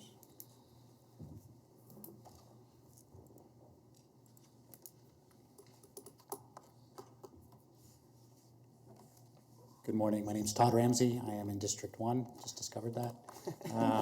Disappointed in that. Sorry, Cindy. Not disappointed. Yeah, sorry. Okay, anyway. still a young professional in this community, I know that Project Wichita has been referenced multiple times, and the issues of talent, economic development, quality of place, public safety, all of these things have risen to the top as issues that are important to our community. Continuing and more assertive, consistent support of the arts is an important part of continuing those initiatives as well. I know that there was some conversations on Facebook from one of the districts that seem to oppose this, and we hope that that's not reflective of the rest of the council. We believe that solidifying the processes that are already in place, that are already going on, just makes sense and makes us feel good about continued support of the arts in this community. We believe in what our arts are doing, and we don't want the crusades of a mission to save a certain building to derail the efforts that are going on in our city. So we ask for the council's support and continued support of the arts in our community. Any other speakers? Seeing no other speakers, we'll bring the discussion back to the bench. Vice Mayor? Thank you, Mayor. I wanted to clarify something that was brought up by former Councilmember Fury, where we speak about, well, this is the CIP budget, that's the operating budget. We shift money back and forth from that all the time. Is that not correct, Bob? Or it does happen? Mr. Vice Mayor, yes, the council has shifted funds on occasion, reduced the debt levy to increase the general fund. I mean, I think we've got an example of that coming up on an agenda item coming up here, where we're shifting money from the 1 cent sales tax from Kellogg to other projects, other than what the original sales tax was approved. That's correct? Okay. So I just want to make sure that that's clarified. So I want to get back to the list of priorities. What's important to the city? We went out earlier this year. We tried to discover what was important to the city. Let's go out and let's do the budget simulator. Do you know where art came in? It didn't come in the top 5. It didn't come in at the top 20. It came in number 39 out of 40. 40 was golf, 39 was art. Do you know what did come in? Number 1, fire and medical response. Number 2, police and emergency response. Number 3, persons investigations. Number 4, police training. Number 5 was pavement maintenance. Number 27, animal control. 23, traffic control. This all came before art. So I just want to find out where our priorities are, and I'm not anti-art. I believe art's important. I'd like to ensure that we still have policies, that we can vote on it in case-by-case scenarios, but I think public safety, especially we've seen a spike in violence, public safety should be our number 1 initiative, because who wants to go out and look at art if they don't feel safe in this city? Thank you. Councilmember Tuttle. Thank you, Mayor. I just wanted to say that I have spoke to the constituents in my community. In my district, I spoke to residents. I've also talked to businesses, and they've all been supportive. A perfect example is I would invite you, if you haven't recently, go out to East Kellogg at Webb and Greenwich, and have a chance to look at it. It does just improve the quality of life and quality of place in our community. I believe that we are just formalizing a process that already exists and make it more efficient. And then I would also equate this to our efforts in our community for active transportation. Active transportation is giving people in our community, it's helping us to attract and retain not only talent, but tourism. And so because of all those reasons and other comments that people have made is in terms of the literature saying that it actually can help decrease community issues and potentially crime, I'm going to be supportive. Councilmember Johnson. Thank you, Mayor. I also will be supportive of this, and that is because it really establishes a process. Processes are good. It allows for checks and balances and ways to review spending. And some of the examples that I really want to highlight and why this is important to me are 9th Street, of course. When you look at how the community was impacted, it wasn't just a street and a bike lane. You saw art, you saw cultural art. You saw people who had lived in the area for 30 and 40 years in tears because there was something there for them that they felt a connection to, and it was powerful. When you look at talent retention, art is a big piece of that. And you look at 17th Street, north of McAdams, there were students involved in the design of that street and the crosswalk and what's going there, as well as the Jackie Robinson statue that will be coming. The base will be built with this. Again, cultural, inclusive, the community appreciates that. When we look at public safety, we have a fire station on 21st Street, Station 10. When you go look at the design of the building, not only are we providing a facility for our fire department, again, the art is inclusive and it's a big deal and people continue to talk about it. Art was a big part of our aquatics plan. Again, there was no process, so we had to, again, look at how we could allocate funds to that, but it will be impactful and powerful when the aquatics plan is done. We are about to look at Patrol East when we look at our police department. We had a representative from the FOP speak. I don't want to see a square building with nothing on it. I don't think the community wants to see it. They want to see art incorporated because it beautifies and, again, adds to quality of place. Same goes for our water treatment administration building. We don't want to see a plain building. We want to see something that has forms of art that continues to enhance the quality of place in these different areas and money that we're already spending. So again, talent retention is important, and I think that establishing this process and ensuring that new things that we build and work on have some form of art will be impactful. So for those reasons and many others, I will be supportive of this. Thank you, Mayor. Councilmember Fry. Thank you, Mr. Mayor.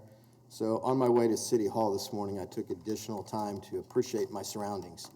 The giant grasshopper sculpture in a public park, the light tubes and red pedestrian bridge at Central and McLean, the clock tower in Delano, and finally the Keeper of the Plains.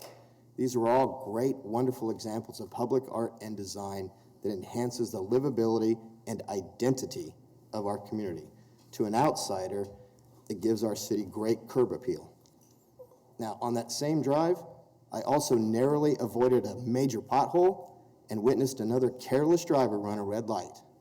So investments in road maintenance and public safety will always be a top priority for me. And a perfect example is the East Patrol substation later in our agenda. I give you this background because, as said before, Wichita is in a battle for people. Talent retention and recruitment is the most critical issue facing our city as well as the rest of the state. Keeping people here and attracting new residents is necessary to fill our jobs and strengthen our companies. In fact, it's gotten so intense that Topeka and Tulsa are bribing people to move to their cities. That is not a sustainable way to grow a community. So we must continue to roll out the welcome mat to make Wichita the most inviting place in the country. And a strong public art program is one more tool in our arsenal. It helps our city to be seen. And for those reasons, I strongly support this. Councilmember Clendenin.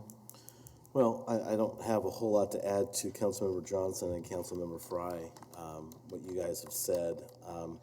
One thing I do want to say is right now there is no framework around what we're spending on public art. We've been doing it. And this framework is going to add accountability. Somebody said adding bureaucracy. When you add accountability around a process to make sure that the money is being spent properly, I call that transparency and accountability. And I think that this codifies that and does it. We've heard a little bit about competition between cities. I promise you, when we go to other cities, they are in competition with us, and they are in competition for the people and the young talent that's already leaving our city and going to those other cities.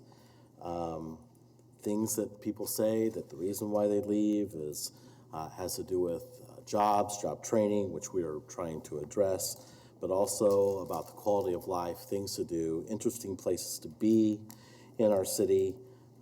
If we want to increase our tax base so we have money to continue, and I say continue, to increase funding for police, fire, road maintenance, and all those things that are at the top of the list that care about this community, we need to invest it in other areas as well. I have a house. My kids are complaining that I have not invested money to decorate it for Christmas this year. Everybody else has a wonderful light display around me, and when I drive into my neighborhood, I love my neighborhood because everybody has everything decorated. It makes it such a nice place to be. That may be a very, very easy example to punch holes in, but when we we have nice places to be and to enjoy, people want to stay here. They want to give our city a second look. And it does matter to employers. We hear it all the time. It matters to employers. Ask Oklahoma City before their MAPS program if any of this matters, and it does. So for that reason, I will be supporting this 2%. I think that our citizens in the long run will be happy we did. Thank you, and I know we have a couple more speakers, but I need the manager to clear up a couple of things. We're not adding 2% to the CIP. We're just saying in the CIP that we're typically allocating 2% for art, but every project still has to come back to the council for approval, doesn't it? Mayor, we're still working on what the final process will be. If the design council recommends a series of projects that have an allocation of the public art 2% fund, then we may bring that to you as a total group so that the council can approve the special consideration projects and the money allocated towards those projects. But that would be as part of the adoption of the CIP. So here's a great example when we talk about 2%. Let's use the water treatment facility. It's proposed to be nearly a $500 million project. We're not saying put 2% of $500 million into art for that building. No, and actually that building is excluded from the base pool, and it would be up to the design council to make a recommendation to the council on what amount of money would be allocated for what are called iconic projects outside of the funding that's identified in this budget or in this item. Okay. And then the CIP, when we talk about things that appear and don't appear and that whole process. So our CIP, we tend to put out there about a 10-year projection of projects, but we only approve 1 year of projects. And so when you go beyond that 1 year, things float in and out all the time. Mayor, that is correct, and typically the council asks for a list of projects that had been in previous CIPs that were not included or have been pushed back as a result of either financial issues or changes in conditions. And those list of projects then have to be approved by the council. That is correct. Okay. I think that's the majority of what I wanted to clear up. Well, one other thing, I mean, this isn't a mandate. I mean, the council can always shift the dollars anytime they want on projects. So I don't understand when people say it's a mandate, but Vice Mayor and then Councilmember Claycomb. Thank you. Just to echo on the mayor's comments there, we put it in the CIP budget earlier this year, but we only budgeted for 1.5%, even though it wasn't passed, but I guess we looked at historical spending. Is that how we came up with the amount? So there still will be a shortfall to get us to 2%, is that correct? Mr. Vice Mayor, that's correct. Okay. And you know, I've heard everybody up here kind of speaking about how we need to be competitive, and we look at other cities. I think someone brought up Tulsa. You look at Omaha and Tulsa, pretty similar cities. I'll go back to public safety. Each of those cities have around 900 police officers, and we have around, I think, 600. I understand, pardon me? 700. 700, okay. So, you know, I've heard that Tulsa's crime's a little bit worse, Omaha's a little bit better, but just trying to go back to the budget simulator and where the priorities are. My district has been very clear about this. This unanimously failed at my district advisory board, and I've had a ton of feedback. It sounds like everyone else is having different, but I would think something as important as this, I would like to see on a public ballot. And a lot of people have came to me telling me that they didn't think the council would ever put it on a public ballot because they don't think the public would really support this, that they do think it's a small number of people. So I would like to challenge the council with that going forward. Councilmember Claycomb. Thank you, Mayor. First, I just want to say I appreciate the work of the public art group that worked on this. I know that it's been a long process, and they've taken a lot of feedback from people, and came up with the ordinance that we have today. I believe this is just doing what it's adding accountability to what we are already doing. And I think we've talked a little bit about cities that we compete with for talent and retention of folks. And I think this ordinance will send a message to the nation that Wichita is one of those cities that thinks this is important. I know the budget simulator might have shown differently about some of these items, but I also think Project Wichita, which was a true public engagement process, 14,000 people that participated in that, and when you look at the results of that, I think that adds support to what we want to do here today or what's being proposed. I also, my dad did support this and thought it was a good idea, so from my community, I'm hearing this is good, so I will support this ordinance today. Dante, do we have a slide that has the proposed ordinance in bullet points so people can see it one more time?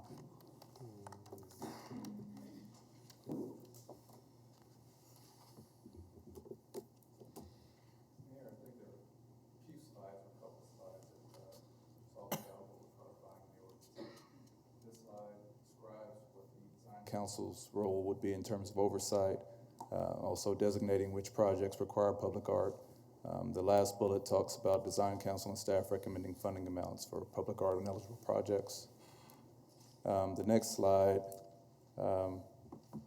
generally references the guidelines that would be created by the ordinance, and also talks about the responsibilities of staff and design council being outlined in the ordinance. And then the proposal that shows 2%, I know it was mentioned that there's supposedly a shortfall between the 1.5 and the 2. That 0.5% difference it still will come out of the same funding sources for the most part, but that 0.5% difference really depends on how you look at the allocations in the past, because when we say we're codifying what we've been doing, we've really been spending about 2% out of the CIP for art projects, haven't we? Mayor, if you remember the workshop that we had previously on this item, there's actually two ways to look at it. One is our total expenditures for art, and that includes what we spent on Kellogg, and that does represent about 2%. If we factor out Kellogg, we're closer to 1.5%, and I think that's why the discussion on the 2 percentages. Right, but if we continue to do some Kellogg projects, we're going to probably include art back into Kellogg again. That's correct. Kellogg is not programmed at this point in the 10-year. No, I get that, but we're not, I mean, there's still more Kellogg projects we're advocating for. That's correct, right, on the west side. And so we're still going to want to include those as part of the art package. So we're really talking about, 2% annual spending for art over the last 20 years. All right, any other questions, comments? So seeing none, I would move, and I can read this, it's confusing maybe, that we develop and adopt the annual CIP, including a 2% allocation for art every year, based on the current 2019-28 adopted CIP, the applicable CIP funding sources for the 10-year CIP period totaling $531,302,587 to round it out. The 2% allocation would total about $10,626,052 over that 10-year period. And the proposed ordinance would ensure the additional $2,656,000 over the 10-year period to go from the 1.5% to the 2%. Mayor, for the record, I think those are the financial considerations. I think the action is simply placing the ordinance on first reading. Okay, and then place the ordinance on first reading and authorize all necessary signatures. Second. All right. Any discussion? Cast your vote. Motion passes 6-1. Madam Clerk, next item. Adoption of franchise agreement ordinance for Kansas Gas Service. That would have been performance art. Disobeying the rules. Yeah. So we had to have the performance art. Morning. Oh, my Lord. Oh.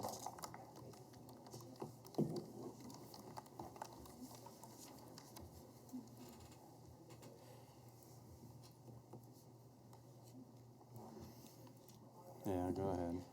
Good morning, Mayor, council members. Jennifer Magana, City Attorney. This next item is an ordinance that would adopt an agreement with Kansas Gas Service. Kansas Gas Service is a division of One Gas Incorporated. And it's presented on behalf of city staff who work as a team on franchise issues involving a variety of utilities and other providers that use city right-of-way. By state law, the cities are authorized to regulate the right-of-way. And to do that, we can enter into franchise agreements with those providers and utilities that operate in our right-of-way. Kansas Gas's franchise agreement has expired, and it's time for adoption of a new one. We have negotiated renewal with Kansas Gas Service. And this is one of several city ordinances that have been recently negotiated. This ordinance with Kansas Gas is only for the sale and delivery of natural gas within the city limits of Wichita.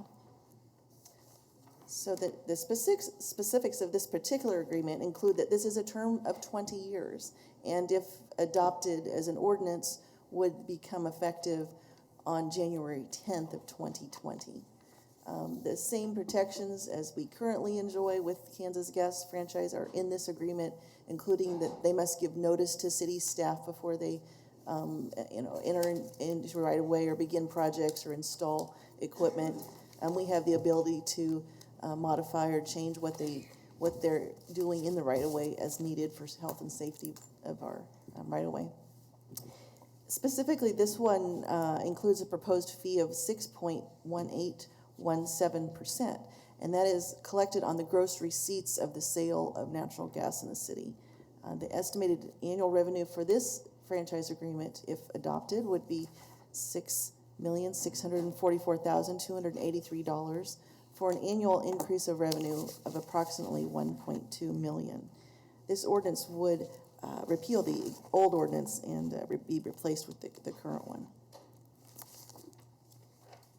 Currently, the fee with Kansas Gas is 5%. That has not been changed for 32 years, since 1986.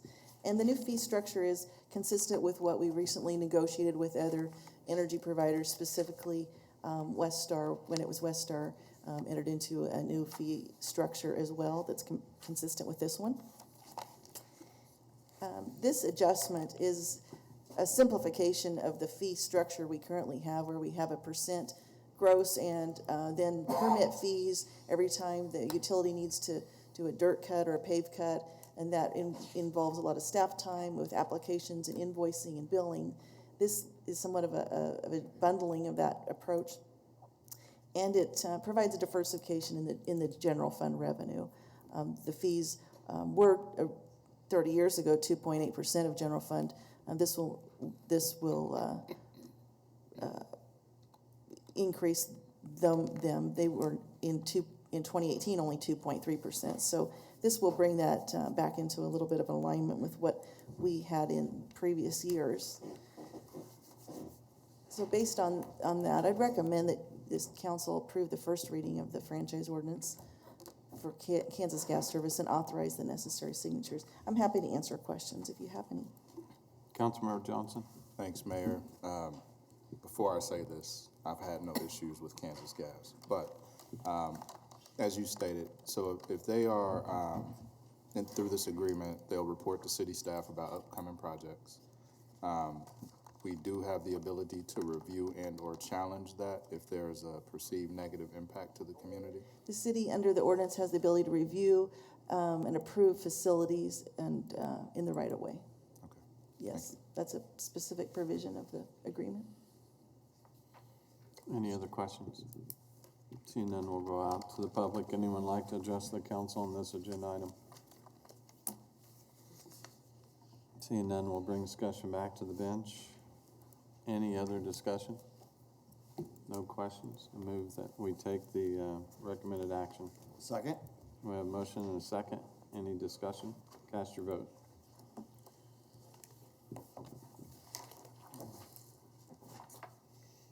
Motion passes 7-0. Madam Clerk, next item. Overestimate bid and funding for improvements to 17th Street from Broadway to I-135.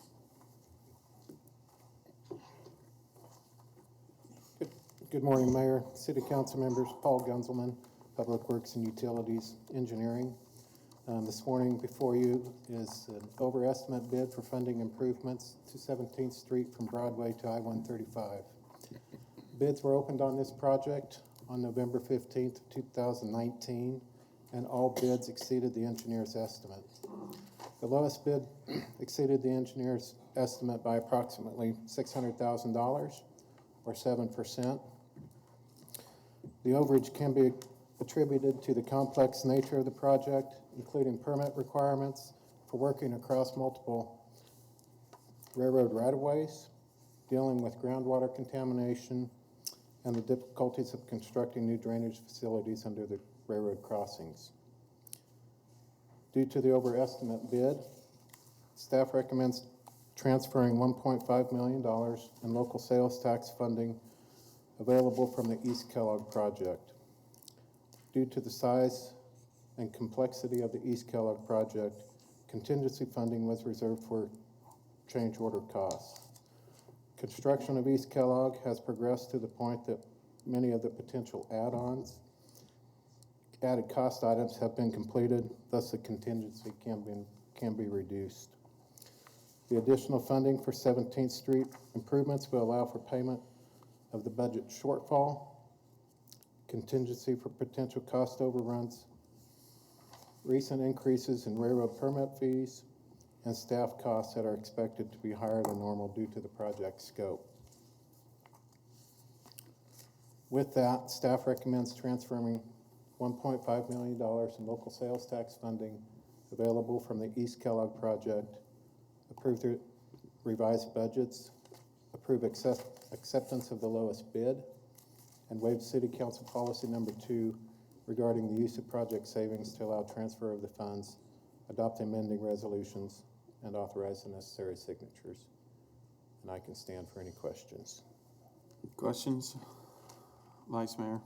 Can you tell me again, you said this came from the local sales tax funding? From East Kellogg, yes. Contingency funds that we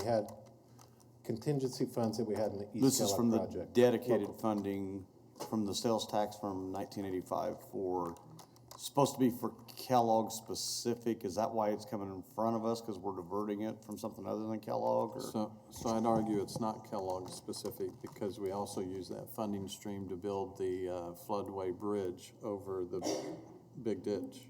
Okay, do we have a copy of the ordinance or? Yes, we do.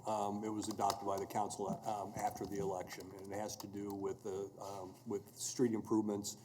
We've used it primarily for arterials and large projects, including Kellogg, the flyover, and some other projects. But when the ballot question came out years ago, it was supposed to be specific for Kellogg? No, it was never specific for Kellogg. Roads and bridges. No, we've got the language of both the ballot as well as what the Okay, if you ordinance. could get that for me. We Yeah. can do that, yes. I think it was always roads and bridges. Yes. Roads and bridges? Right. Any other questions? Seeing none, we'll go out to the public. Anyone like to address the council on this agenda item?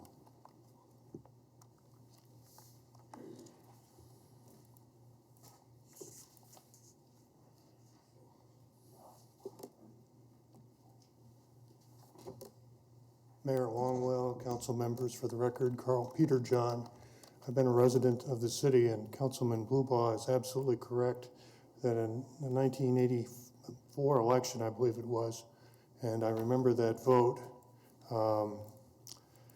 the proposal was that half the money was to be used for property tax relief and the other half was to be used for roads, specifically with the priority that it was to be used to make Kellogg a freeway from city limit in the east to city limit in the west, from the western part of Councilman Fry's district to the eastern part of Councilwoman Tuttle's district. And that was the commitment and promise that was made. Of course, municipal boundaries have expanded during that time, and the project is much larger today than what it was envisioned, and the price tag has certainly, I think, been much bigger than anyone envisioned in the 1980s. But that was the priority. Now, if we're ready to declare victory on this part of the use of those funds, I think that should be something that should be brought up and discussed publicly, because we are in a situation where obviously the ability to have excellent transportation, whether it's east, west, or north, south, has been a priority. I think one of the mistakes that was made, and I was frustrated when I was on the commission across the street, was that this was a countywide tax, and because of the rules the state set up, municipalities other than Wichita and Goddard were also receiving these funds, and the priority of making US 54, what we commonly call Kellogg, a freeway, was not a priority for the other municipalities in Sedgwick County, but they were receiving funds from that voter-approved countywide sales tax, which of course is supposed to be used for property tax relief. So I think Councilman Bubaw's memory is correct on this, and I would urge the council to consider that in their deliberation here. Stand for any questions, and if not, thank you. Next speaker? Any other speakers? Seeing none, we'll bring discussion back to the bench, and I'm sure Bob will get that ordinance out to people, but I don't believe the ordinance ever had the word Kellogg in the ordinance. Vice Mayor. Thanks. And we just had Mayor Wallach, just a second ago, you talked about our future Kellogg projects. And specifically, I've had a lot of constituents reach out to me about 119th and trying to figure out where the city is, because everybody's saying Kellogg's done, and it's not done. We have a lot of West Kellogg still to see. And we brought up, Bob, I thought the mayor had said we have projects coming, but I thought you said, Bob, we don't have Kellogg projects scheduled. Right, Mayor, Mr. Vice Mayor, I remember the approved CIP. I do not believe there's any projects in the 10-year window. However, you and I have had multiple discussions about what to do at 119th, and so I think the revised, this next year's CIP will have some discussion of the next step in Kellogg, in West Kellogg. I'm just a little bit leery of, we've got two projects, we've got this one, we've got another agenda item coming up, and it's all diversion of that money, so I'm still trying to get a better understanding of what we told the taxpayers back in 1984, 1985, and what we're doing with that money now. With all due respect to Mr. Peter John, I have done a lot of research on this with staff, because this issue has come up a number of times in the last few years.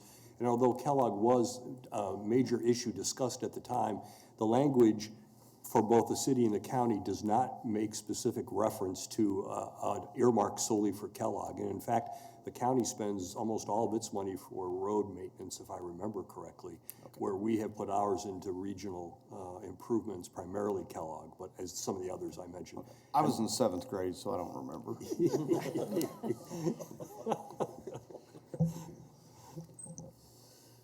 Councilmember Tuttle.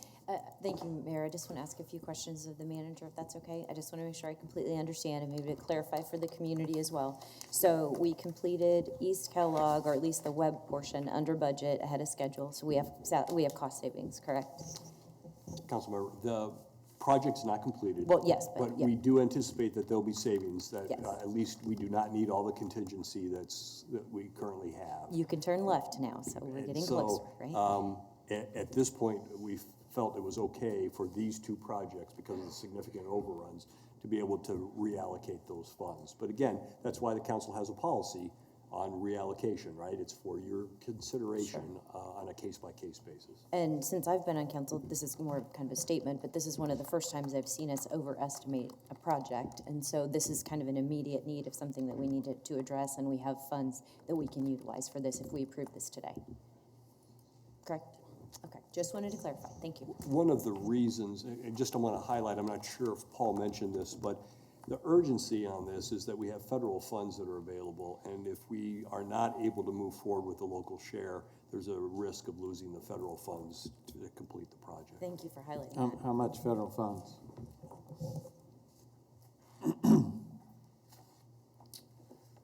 Just shy of $4.3 million. You're almost starting to talk about real money. Councilmember Johnson? Yeah. Just looking at Cindy, Councilmember Clayco, I'm sorry. Thank you, Mayor. I would move that we take staff's recommended action. Second. We have a motion and a second. Any other discussion? Cast your vote.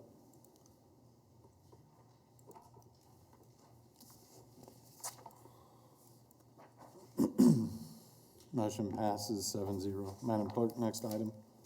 Overestimate bid and funding for improvements to Mount Vernon from Broadway to Southeast Boulevard.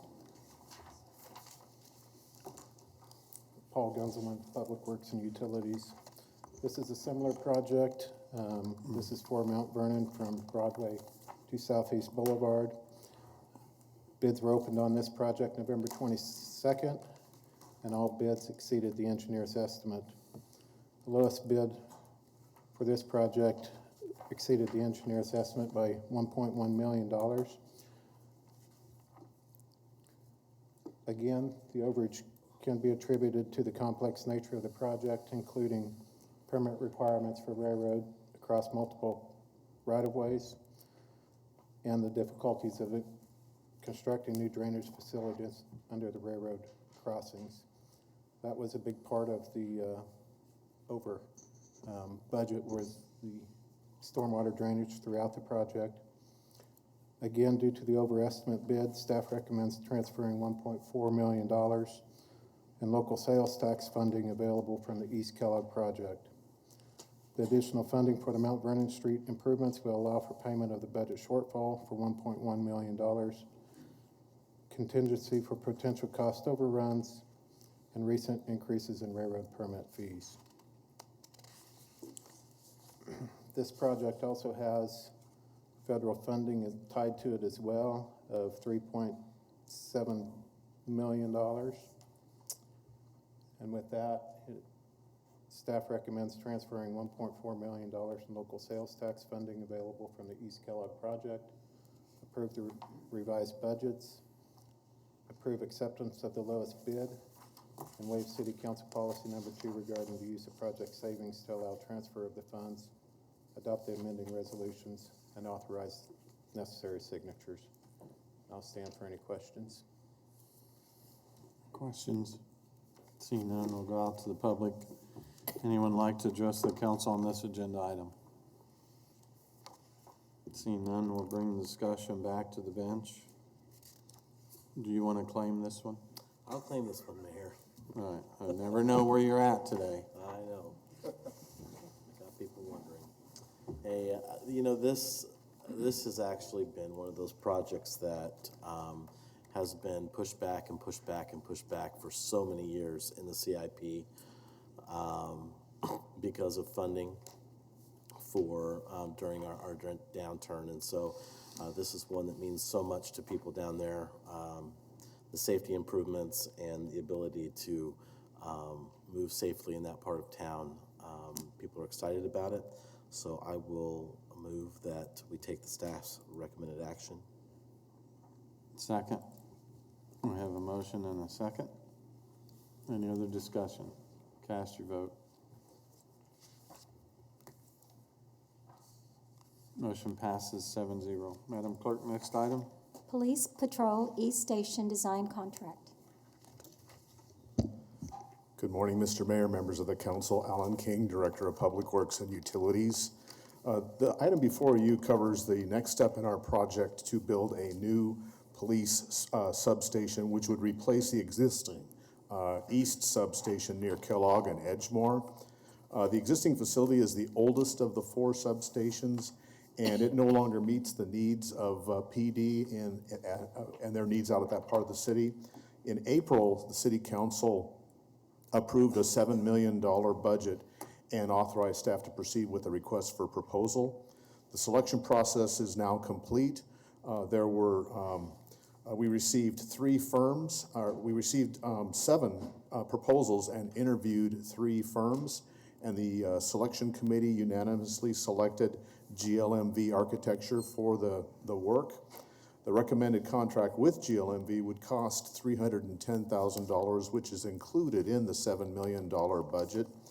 The contract scope includes refinement of the concept design. There has already been a concept design for this project, which is how we came to the $7 million budget presented and approved by council. So we have a concept design. They will continue to refine that and provide us with some qualified bid packages to put out for bid. And then those bids would come back with a guaranteed maximum price. And then the designer would work with that contractor in a modified design-build approach where we would look for continued value-added engineering. The approach is important on this because of the tight budget. We don't want to build something that won't work for PD, but we also realize that we have a budget on this. And so the value-added engineering is an important aspect of this project. And if there are any additional savings, then those savings will then be presented as options that could be included in the building, and that would be with the customer, which is PD. Construction is expected to start in early summer of 2020 and end into the summer of 2021.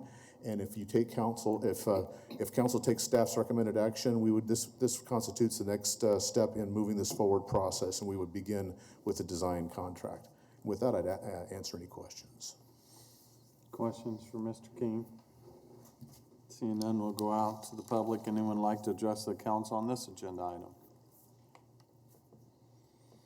Seeing none, we will bring the discussion back to the bench. I think Councilmember Tuttle will claim this. No, this is Brandon. It's Councilmember Johnson, but I'd love to second. She'll still claim it if you want to give it up. Yeah, maybe.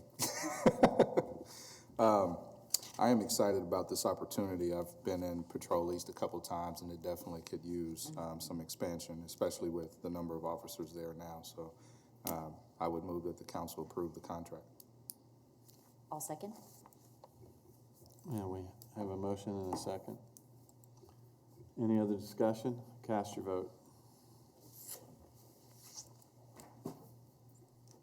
Motion passes unanimously. Madam Clerk, next item. 2019 year-end budget adjustments. Good morning, Mayor, members of the City Council. Mark Manning with the Department of Finance. Today I want to provide you with a very brief review of some recommended year-end budget adjustments. Each year, as part of our year-end closing process, we review all our transactions and look at all our expenditures and revenues, and we look at those in reference to our control levels. I would tell you that all of our funds are in compliance with state guidelines. However, the city overlays a more restrictive control mechanism on top of that. I would also tell you that the general fund is still expected to be balanced, which is consistent with the message that we provided during the quarterly report several weeks ago. As I noted, the city has several internal budget controls that are more restrictive than the state levels, and we do that for a variety of reasons. But the primary reason is it just helps us identify trends a little earlier so that we can take corrective action.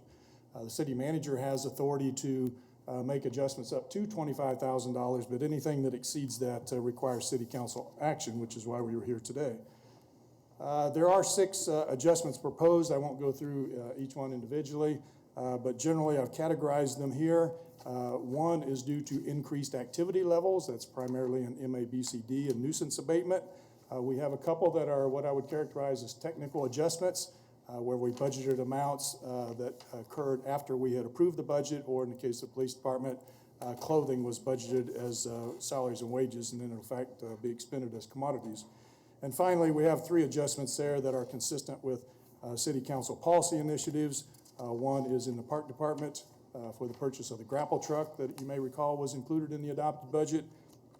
The fire item is related to some scheduling software consistent with our strategic efforts in the fire department. And finally, the last one there is, in fact, with local sales tax, as we just discussed a couple minutes ago. That just a technical financing mechanism will allow us to move some local sales tax dollars to projects in 2019 rather than 2020. So with that, staff recommends approval of the budget adjustments. I'd be happy to answer any questions. Councilmember Johnson. Thanks, Mayor. If we were to approve this, could we require the manager to demonstrate this grapple truck? I think that's the plan, yes, sir. I think you should operate it to help the cost. Yeah. Let's do it. That was all. It's just about cross-training, just cross-training. That's all. It's got evenings and weekends. We'll go out to the public. Anyone like to address the council on this agenda item?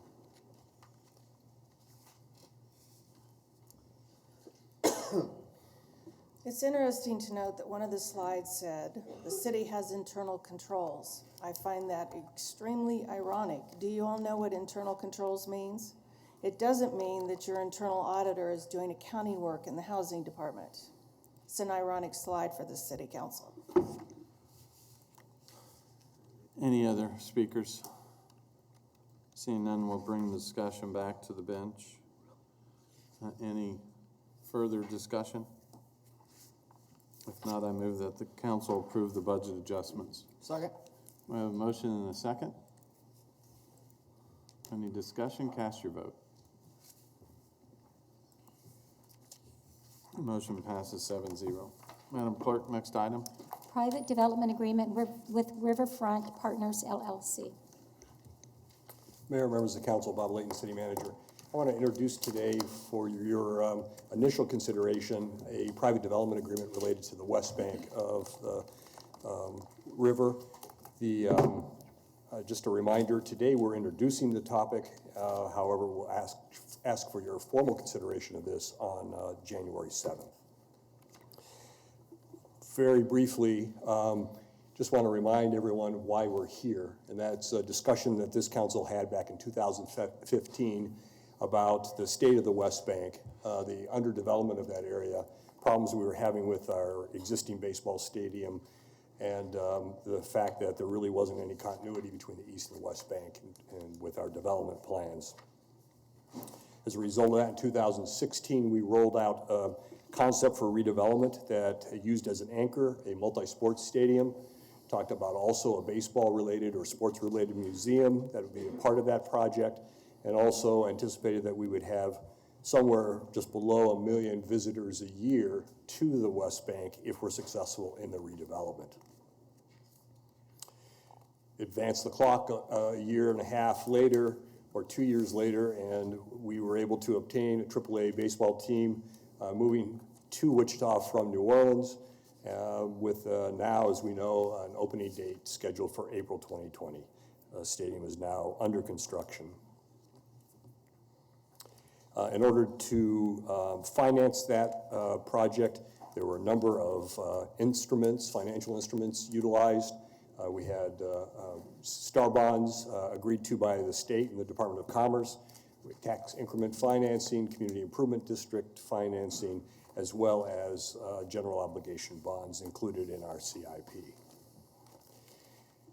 The development of the baseball stadium, though, was not the end, right? Actually, it was the start of what our long-range plan was for the West Bank, and that is to have substantial commercial and residential redevelopment on the West Bank and to make this a viable area, actually a thriving area, and an extension of some of the redevelopment that's occurring in Delano right now. And so what I'd like to do is introduce Joan Norton, who will go through the main elements of a development agreement that has been negotiated with the owners or the parties of interest with property located primarily north of the baseball stadium.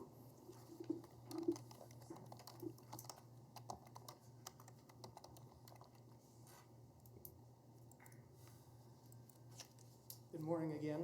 Joe Norton with Gilmore and Bell, as Bob indicated. Subsequent to the financing being arranged with Star Bonds for the construction of the stadium, we started, we being members of the city council, staff, and we were involved in some of this, discussions with Riverfront Partners LLC, which is a group of local developers who have an option to purchase the site of the current Metropolitan Baptist Church, which is about a 7-acre tract located on the map before you, generally south of Douglas, west of the river, and north of the baseball stadium. That discussion has been ongoing for about a year. In recent months, has intensified, trying to get to an agreement that we present to you today, which I will call a conceptual agreement. As noted earlier, some of the exhibits have not yet been prepared by engineering. We've got to cross-check sections, things like that. It's not ready for consideration today, but in substance, I think we have basically codified what we've been able to agree to with the development group. And that's what the purpose of this presentation is today. Developers have prepared a conceptual project plan of approximately 500,000 square feet of hotel, commercial, office, and residential development with their estimated cost of approximately $127 million.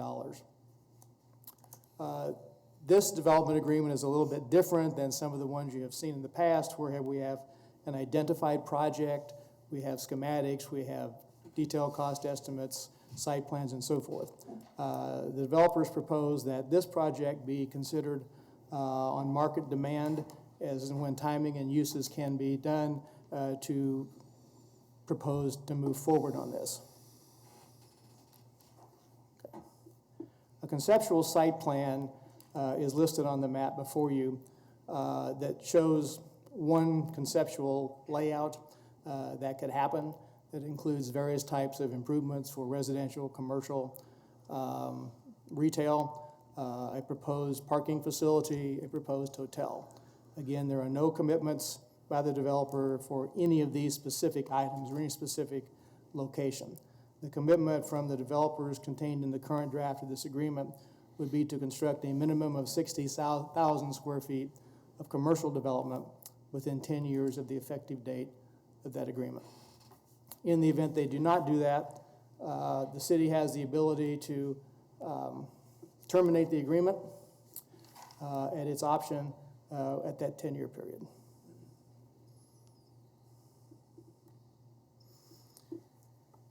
Some of the highlights of the development agreement include a variety of things. The developers must propose each individual phase of the development with proportionate amounts of requested incentives for TIF, for CID, or developer private funds, and those individual phases will come to this council for consideration on a phase-by-phase basis.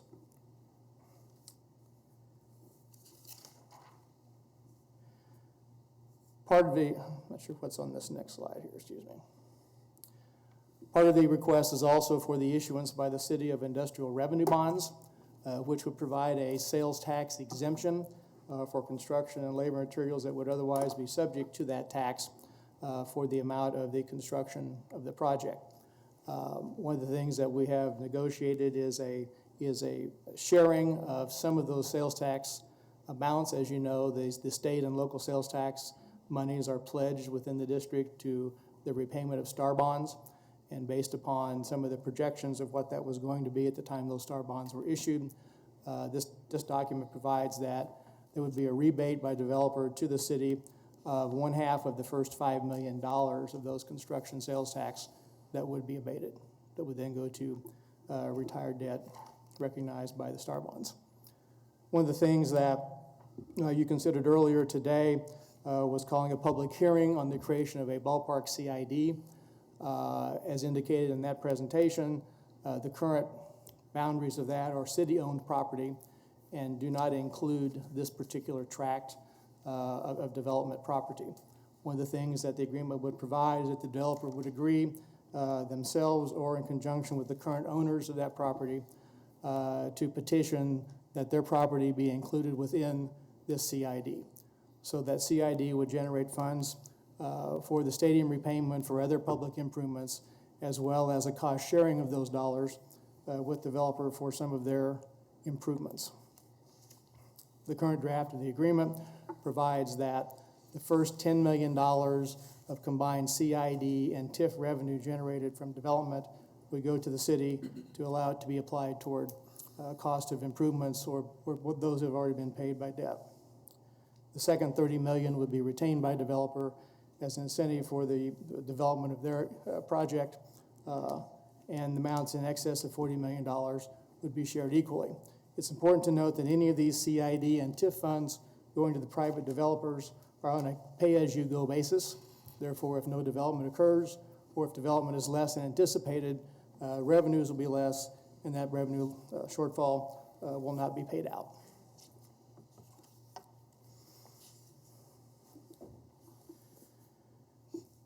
Also, as part of this negotiation, the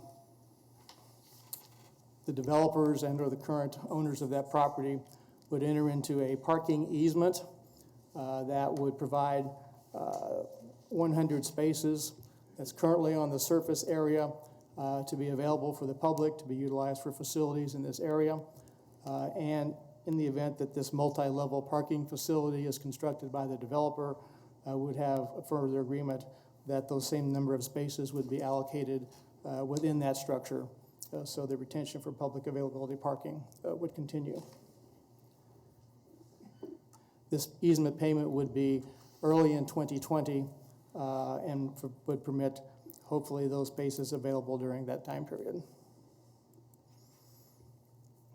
In addition, the development agreement provides that an affiliate of developers, Town Street Properties, has assembled certain properties on its behalf, not at the request of the city, west of Sycamore, south of Texas to Maple. On the screen before you, the properties outlined in red are owned by that entity. The city has negotiated in the development agreement and a separate real estate purchase agreement the acquisition of these approximately 3.16 acres of property west of the stadium at a purchase price of $3 million, which purchase would occur prior to January 30, 2020, once all the environmental issues and so forth have been explored and dealt with. The city anticipates that the northern section of this property between Texas and Burton, west of Sycamore, would be, current properties would be raised, and this area could be converted to surface parking to facilitate attendance at the stadium.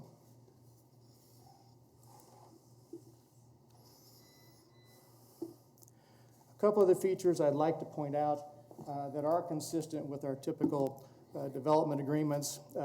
We have restrictions set forth on one of the exhibits that is completed on the agreement with respect to the hotel flag for any hotel that is constructed on this property, and these are the same kind of service and brandings that we have on prior agreements that we've done in the last few years. In addition, we also have land use restrictions, most of which are general that we've had in most of the agreements, but there are some additional ones in addition to the normal, no community correction, no adult book and video stores, no drug or alcohol rehab, halfway houses, car lots, gambling facilities, commercial billboards, payday lenders, that there will be no drive-through windows for commercial or retail business. There will be no gas stations or auto repair facilities, no convenience stores on standalone building pads, and no fast food restaurants on standalone building pads. So all those types of uses would be restricted for this development.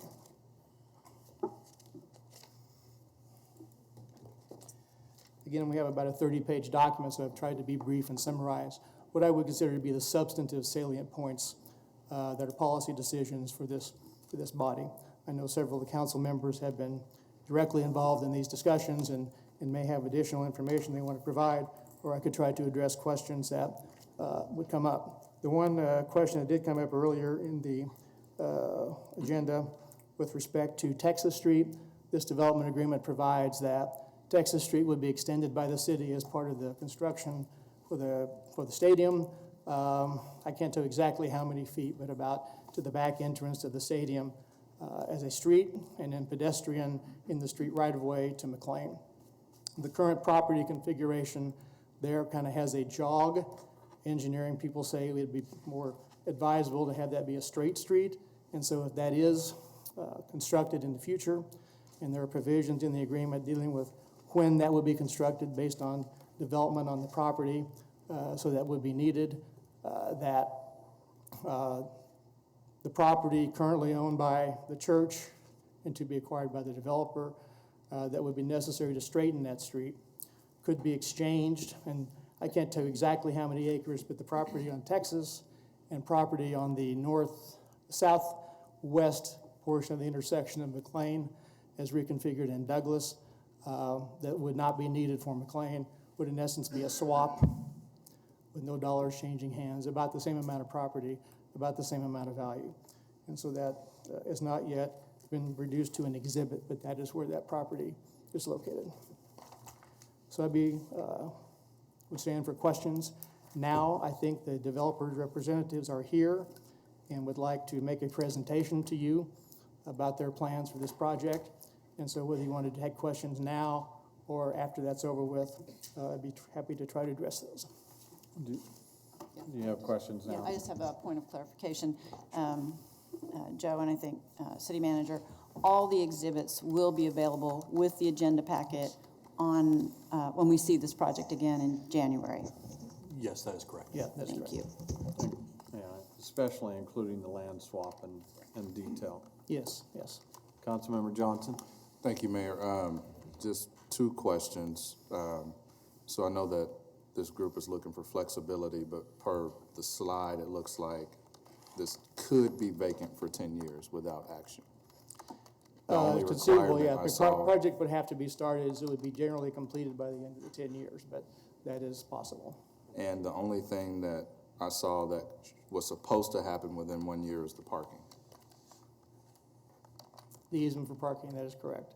And assuming that all of the details of the land acquisition for the property west of Sycamore would occur also, early in 2020.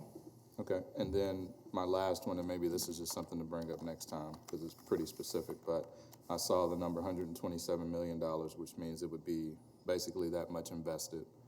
And how much of that would the citizens be responsible for? Part of that agreement showed anything above $10 million recovered from the financial tools between the $10 million and $1, and I believe $40 million will go back to the developer, kind of pay as you go, so they're not really paying for that. The citizens would be paying for that. Well, basically, the revenues generated from their development on that site for CID and TIF would be, after the first $10 million, would be available to go back to them for actual costs incurred that would be eligible for reimbursement. And again, in a typical situation, we know exactly what they're going to build and how much it's going to cost, and we can calculate that. Here, we don't know exactly those details, so it's hard to determine exactly what that would be, but it would not be calculated until the projects they have undertaken are completed, start generating sales tax for CID, or start generating property taxes. And to the extent that those monies are available, and to the extent that the expenditures made for those projects are eligible under the statute and the guidelines in this development agreement to be reimbursed, they could at that point in time. Okay. That's all I had. Thank you. Some other confusion that we hopefully can clear up. I think it was mentioned earlier that the city's potentially in this agreement paying $3 million for property that the developers previously purchased from the city. I don't believe that's the case. You want to explain? I don't believe that is the case either. Yeah. Bob, do you? Mayor, it's my understanding that's all been privately owned. Yeah. So the city doesn't own any part of the property on the west side of Sycamore Street. We currently do not, and I'm not aware of the fact that we owned that at any time. At any It's been time. residential, much of it's been residential and some Right. commercial. So that's potentially what's being purchased is land that the city's never owned. So we didn't sell it to the developer and then the developer selling it back to us. That's The correct. developer has provided title information on the properties they have acquired to the city's real estate department. I haven't Right. seen it, but they are reviewing that, so it shows who they acquired that property from. And maybe the developers can clear up any confusion on that too when they make their presentation. So if there's no other questions, why don't we let the developers come up and clear up all of that before we go out for public comment and make their presentation.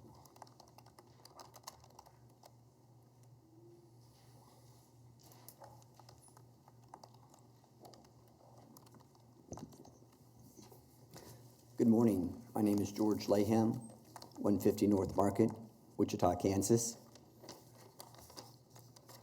Mr. Mayor, members of the council, thank you for allowing us to make a presentation today. I'm here today on behalf of Riverfront Partners, which includes Dave Burke, Dave Wells, Jerry Jones, and myself. Our proposed development will be located on the corner of Douglas and McLean, between the new stadium and River Vista Apartments along the Arkansas River, the site which is currently home to Metropolitan Baptist Church. We began talking to our friends at Metropolitan Baptist Church about 3 years ago and started working together on plans to redevelop the site and first announced Riverfront Village late last year. Our goal for Riverfront Village is to attract uses to the development that will be compatible with the Delano businesses and neighborhood and work in conjunction with the ballpark to create a comprehensive plan for the area. We want to create a regional attraction that could include shops, restaurants, sports and entertainment concepts that will complement the activity at the stadium and offer something for everyone. Well, we have put together a conceptual plan, which you see up on the screen now, for what we'd like to see in the development. As Joe mentioned earlier, we try to build market-driven plans, meaning we listen to the market and we decide what we believe the market can support. The plans include riverbank improvements similar to those at River Vista Apartments, a beautiful promenade along the river connecting the stadium, the village, and Delano through public plazas, bike, and walking paths. Our project will generate funding for the stadium with the first $10 million of taxes plus star bond revenue going towards the $75 million in stadium construction cost. Joe outlined that just a few minutes ago. Our project, additional TIF and CID revenue generated from our project will be used primarily for parking, public plazas, and amenities. So while it says 10 to 40 million developers, it goes towards improvements in the development, not to the developers, not towards our private development, but areas within our development that include parking, public plazas, and amenities. In addition, as part of our agreement with the city, our project will contribute towards the comprehensive parking plan for the stadium and Delano district. This project will take time. We have an opportunity to create a true riverfront city center for the people of Wichita, a village that embraces the river and the baseball stadium and ties in with the existing businesses in the historic and very vibrant Delano district. We have great momentum in downtown, especially in the last 5 years, and we're excited to be a part of the continuation of that momentum. The buildings and the conceptual plans are generational, and it's our hope it will be a landmark for this community for many years to come. Thank you, and I'm happy to answer any questions. So George, address the issue again on the acquire of property along Sycamore. Is that property that you previously purchased from the city of Wichita? It is not. Okay, and that's the property we're talking in terms of fair market value for the $3 million? That's correct. Okay, thank you. Are there any other questions? Vice Mayor? I don't know if it's for George or not, but the appraisal got brought up earlier, and you had an appraisal, George, and Bob, we had an appraisal as well. So can you kind of speak to that a little bit? Yes, we had an appraisal, independent appraisal prepared, and our offer and actually our purchase price reflects the appraised value, splitting the closing costs and some compensation for carrying costs during the period of time of assembling the parcels. And that gets us to the $3 million. Okay, thanks. All right. Any other questions? Thank you, George. Thank you very much. So now we'll open it up to the public. Anyone like to address the council on this agenda item?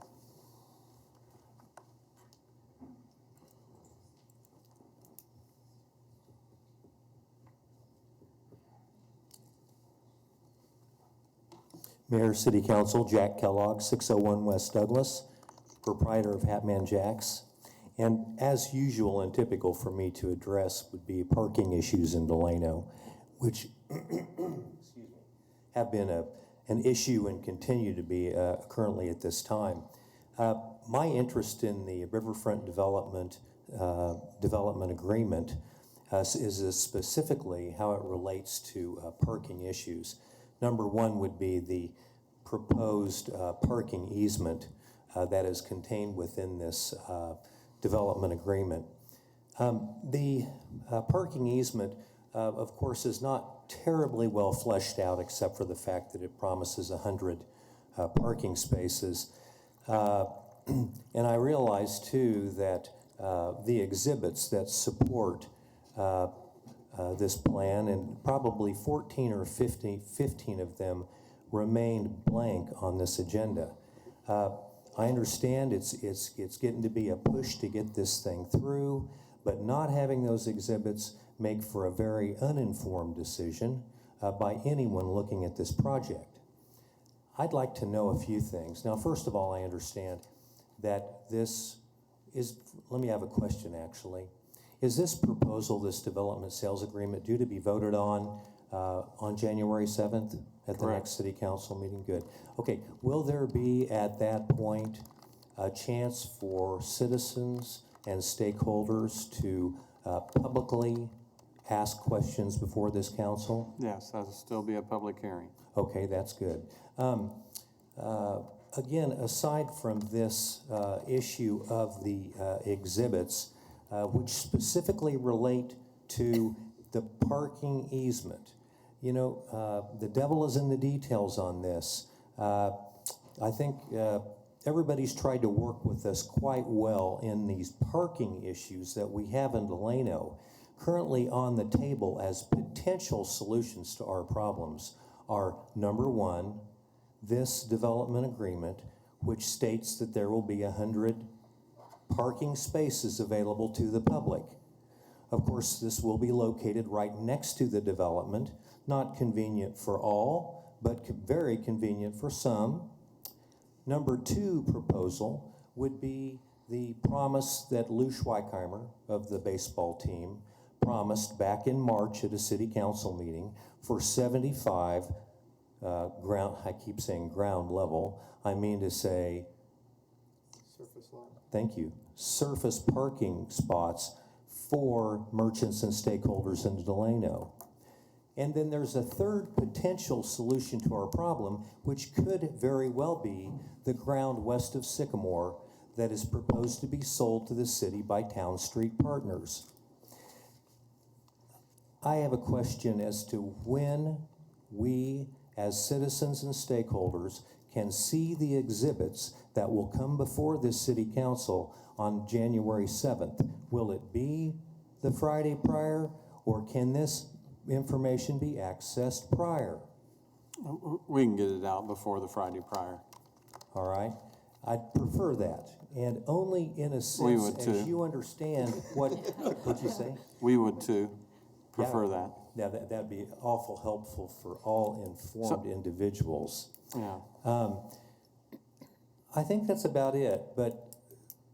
So just to clear some things up for you, Jack, and I know you've been involved in this all along. So there's multiple parking solutions that's being proposed here. So the developer's going to put in their own parking, basically somewhere in the footprint that the church now takes up. Lou's going to have some surface parking that will exist somewhere in that footprint where the trailers are today, up to, where the existing buildings. They're still proposing some surface parking. And then Sycamore is going to have parking. That's right. So there's going to be considerably more surface parking, and then we also received a federal grant to put in a parking garage. And that will be in addition to all of the parking that we've been talking about. That won't be a part of this agreement, nor potentially in the exhibits. But that's another parking solution that's going to help serve the new stadium. Yes, sir, and they're all proposed at this point. And as things do change, as we progress through these individual projects, I certainly hope that we find the best solution for people and visitors in Delano. Thank you. Councilmember Claycomb? Hold on. Okay, first I have a question for the city manager and then one for you, Jack. So, Bob, I know we've got a draft of a parking plan. When is that available to the public? It's actually available now, and I don't know that we have it posted, but it is a public document. Okay, so I think that will be very helpful to you, Jack, because it lays out 9,000 parking spaces. Okay, not all right in Delano, of course, but okay. So just to help today, I know you need the exhibits, but could you help us with like specific questions that you have that we might be able to answer today? Do you have specific ones? Well, I would like to see the parking easement agreement. I'd like to see that on paper. I'm really into details in any development, and just care to see how it best affects all of us, that's all. So particularly, there are 3 or 4 exhibits in this thing I'd love to see. One is... Right, I understand you want the exhibits, but I just want to know if there's a specific question we can answer. So we'll get the parking easement to you very soon. But I think it's pretty clear, it's 100 spaces in the church parking lot. I'm just interested in seeing I like to read, Cindy. Okay. You know? So do I, evidently. Have you seen our packet today? Yes. Especially this document over the last 24 hours. Okay, so it sounds like you just want to see the exhibits. There's nothing, you don't have a specific question today for us necessarily. I just want to make sure. Particularly in regard to this specific development agreement, no, I just want to see the detail. Okay. Okay? And then again, somebody else say something? Vice Mayor has a question. Oh, go ahead, Jeff. Hey, Jack, I wanted to reach out to you. I know you emailed me a couple times about the construction workers and the parking, and your Christmas sales were down. Are you doing better, or? Delano is hit very hard, and I think you might find that across the board in terms of issues relating to getting their customers to a nice flat spot. Any more, I won't say. I don't want to,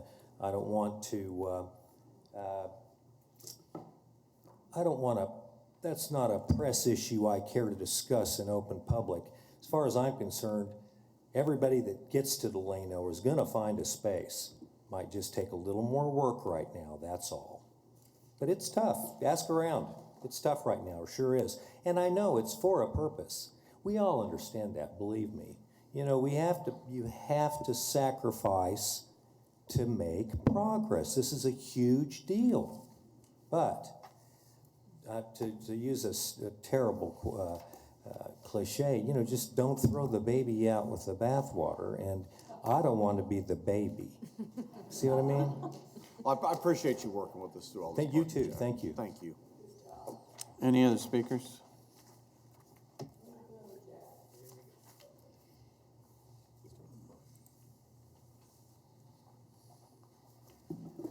Before I start, Brandon, next time you run for re-election or vote for the President of the United States, here's some Post-it notes you can vote on, because that was your comment. This is as good as a vote. I've got some if you want them. Okay, Delano Catalyst site. You guys are moving fast. There's no exhibits. I've tagged all the pages in here that are blank.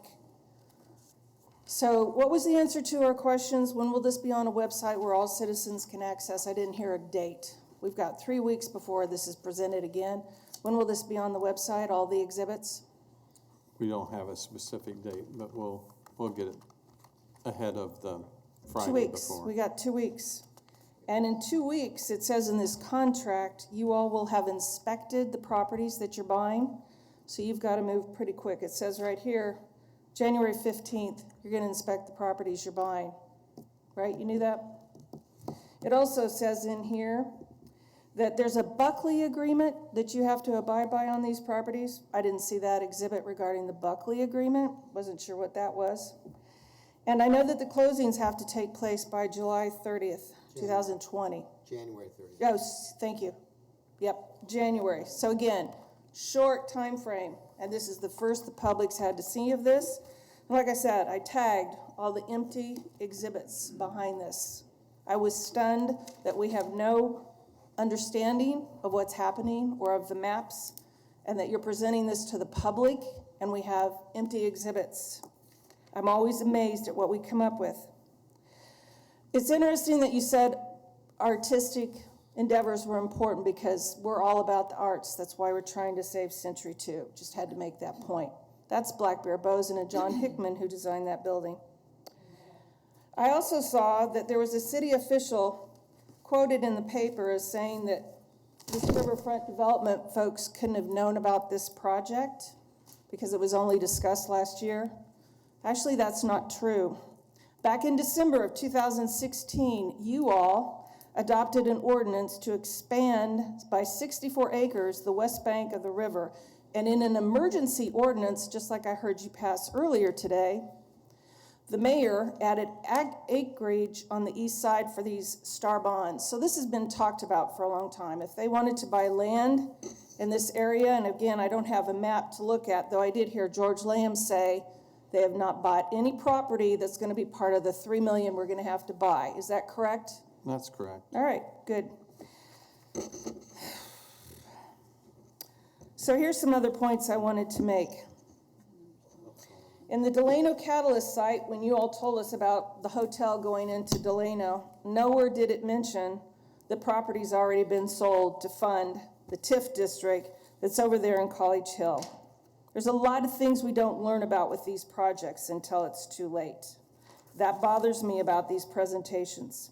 I'm going to assume that Exhibit B is not owned by any of these developers or their friends or their associates or anybody else that's like insider stock trading who they may have told about these properties. Exhibit B, and I'm going to hold you to that.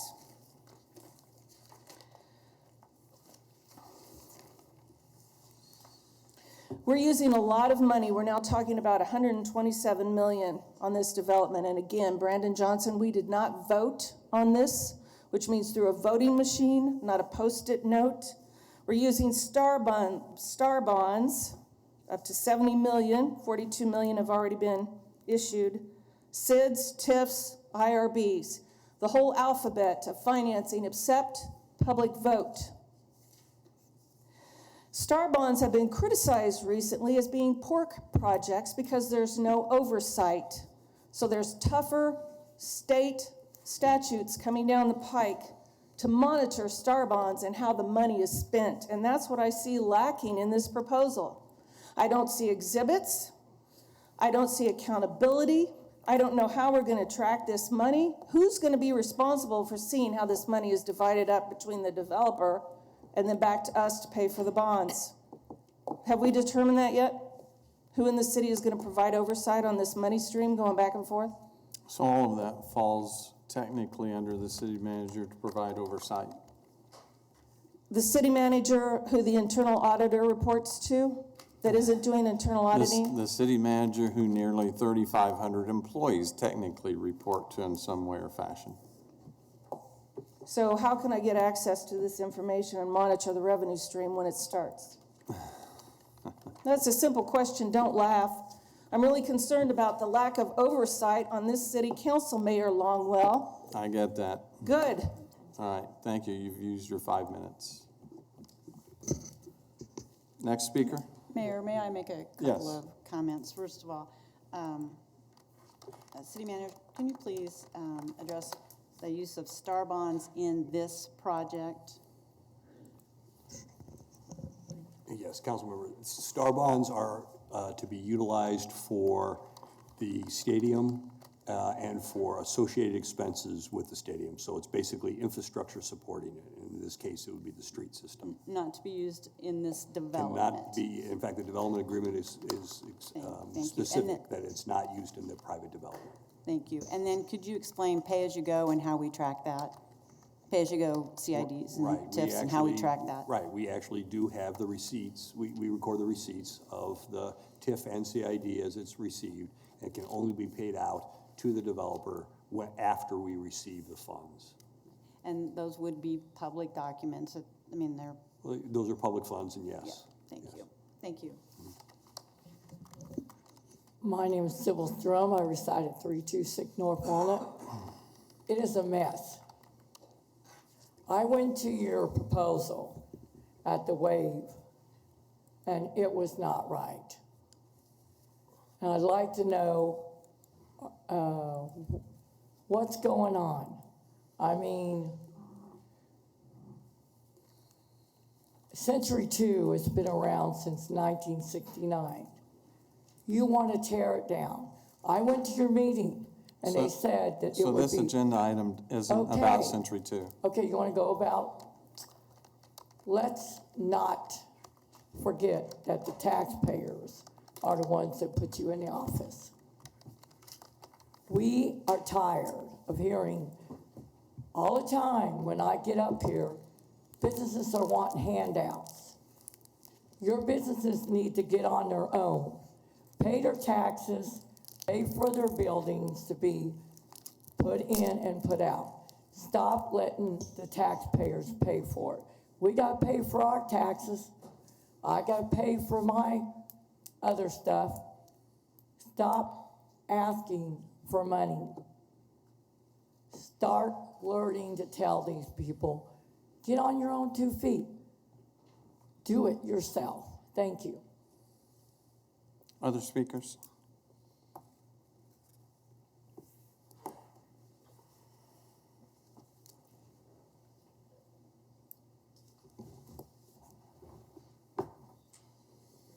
I'm still Vince Hancock. As I am an advocate for property rights, I don't have any comments about the proposed private development agreement, but I do want to address some significant problems with today's written agenda report. Today's agenda items that were numbered 1 through 14 each they each bear the name of the city department that bears responsibility for that item. On page 778, agenda item number 15 clearly says initiated by City of Wichita. Not city manager's office, not parks. We don't have a department on that. That seems to be a little weird. On page 853, yes, you gave us some good reading material last night. Of the real estate purchase, there is supposed to be a map outlining the property. It only has the title. As we get back to page 778, the property group known as Town Street Partners, I just like to call them TP, it's faster, they're simply referred to as an affiliate of the developer. Why is it not named in that agenda report as Town Street Partners? Why do we call them an affiliate? Is there something that needs to be hidden there? Makes you wonder. When Delano United met in June to ask questions about stakeholders on the Ballpark Village Master Plan, Wichita Baseball 2020 leadership was there. City council members were there. Thank you. City staff was there. Thank you. We appreciate that dialogue, and we engaged in a productive process. Neither Dave Burke, Dave Wells, Jerry D. Jones, or George Laham were present at that meeting. I am in favor of the additional ballpark parking lot. I'm not sure why we're buying the parking lot land for $3 million. Sedgwick County property records clearly show the appraised value at $1,099,730 for the 3.05 acres. And I'll send you the spreadsheet if you want to double check my numbers. I want to know who at the city determined that the fair market value was 273% above appraisal. Because then they can turn my 1 Benjamin into 2.73 Benjamins. I want to get in on that deal. And lastly, and I am not joking now, I am very disturbed by the allegations of unscrupulous intimidation tactics by TP or their agents. How would you feel if someone was standing on your doorstep telling you it was time to sell your property by falsely claiming that if you did not sell it to us, the city will just use eminent domain to take it. Now, I know none of you would ever stand for that, but someone working for them did, and it's disgraceful. Next speaker. Any other speakers?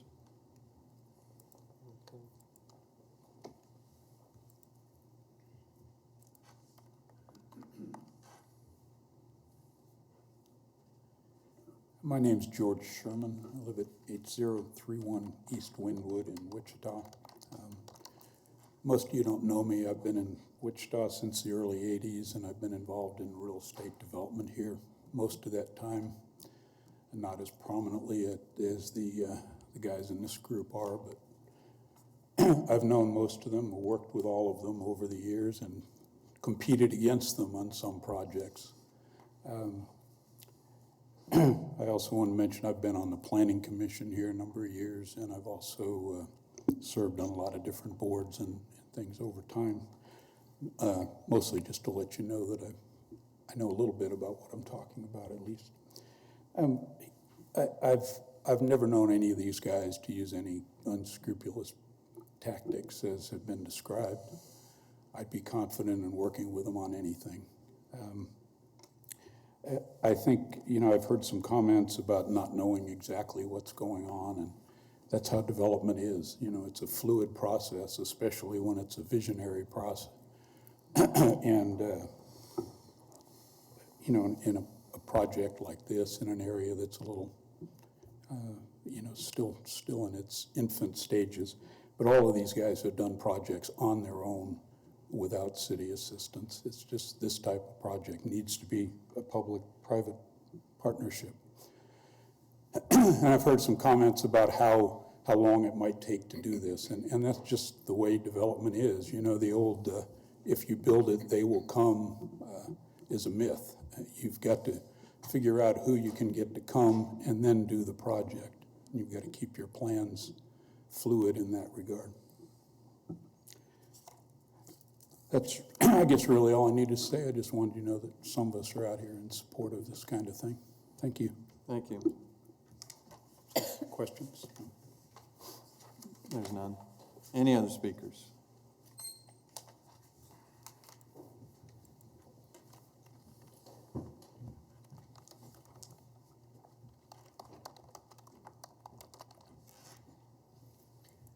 Christopher Parashow again, here representing Delano Neighborhood Association and Delano United. Hadn't really planned on speaking today. I was just kind of observing because this is a major development that's going to be occurring in Delano, so I wanted to kind of get an idea of what was going on. I know things are conceptual at this stage, so there's naturally going to be a lot of questions or concerns because there's a lot of unknown as to what's going on. We've had some recent success with the city and having them come to Delano United and Delano Neighborhood Association to answer questions of the public and get information out there. And what I would like to do is take this opportunity to invite the developers to do the same thing so that maybe we can answer some of these questions and kind of tamp down some of the fears that people have about what's going on. So if they would like to take us up on that, they can get a hold of us. Thank you. Thank you. Any other speakers? Seeing no other speakers, we'll bring the discussion back to the bench. Any other discussion? Again, we're going to hear this on January the 7th, I believe, is what eventually is going to be the motion to defer, but, and we probably should have a motion to defer to January 7th. Actually, Mayor, all we really need is a motion to just receive the report, and we're going to schedule a new item then for you on January 7th. Okay. So a motion to receive and file, basically, which would include all comments and questions made today. And would encourage staff to get those documents as soon as they can so that we can have those available well ahead of time for people to see. And I know we've done this before for Celeste. We have asked our financial director to sit down with Celeste and I think you did sit down with them. We offer that. We offer that because we want full transparency. So just to recognize when she said, I don't have, don't know when you guys are going to provide oversight. Again, I'm guessing that we will continue to offer staff to sit down with you and explain things in detail. 3 weeks ago, I asked for the appraisers to look at this property, and I Yeah. So, going back to the difference between what it is appraised on Sedgwick County's website and what oftentimes properties appraised differently on Sedgwick County's taxing website versus what the real value of an appraisal gives us. Mayor, the appraisal, and actually there's two appraisals, they're very detailed and they have comparable properties that the appraiser takes into account when the fair market value is established. Right. And I haven't found too many people that want their property taxed at oftentimes what it's appraised at. They're happy to have it taxed at what the county assesses it at. I think the county would value it at a residential value and not the commercial value, and I think the appraisals that we have are commercial values. And that could be correct, but, so motion, you want to make the motion to? Sure. Yeah. Motion to receive the proposed private development agreement with Riverfront LP.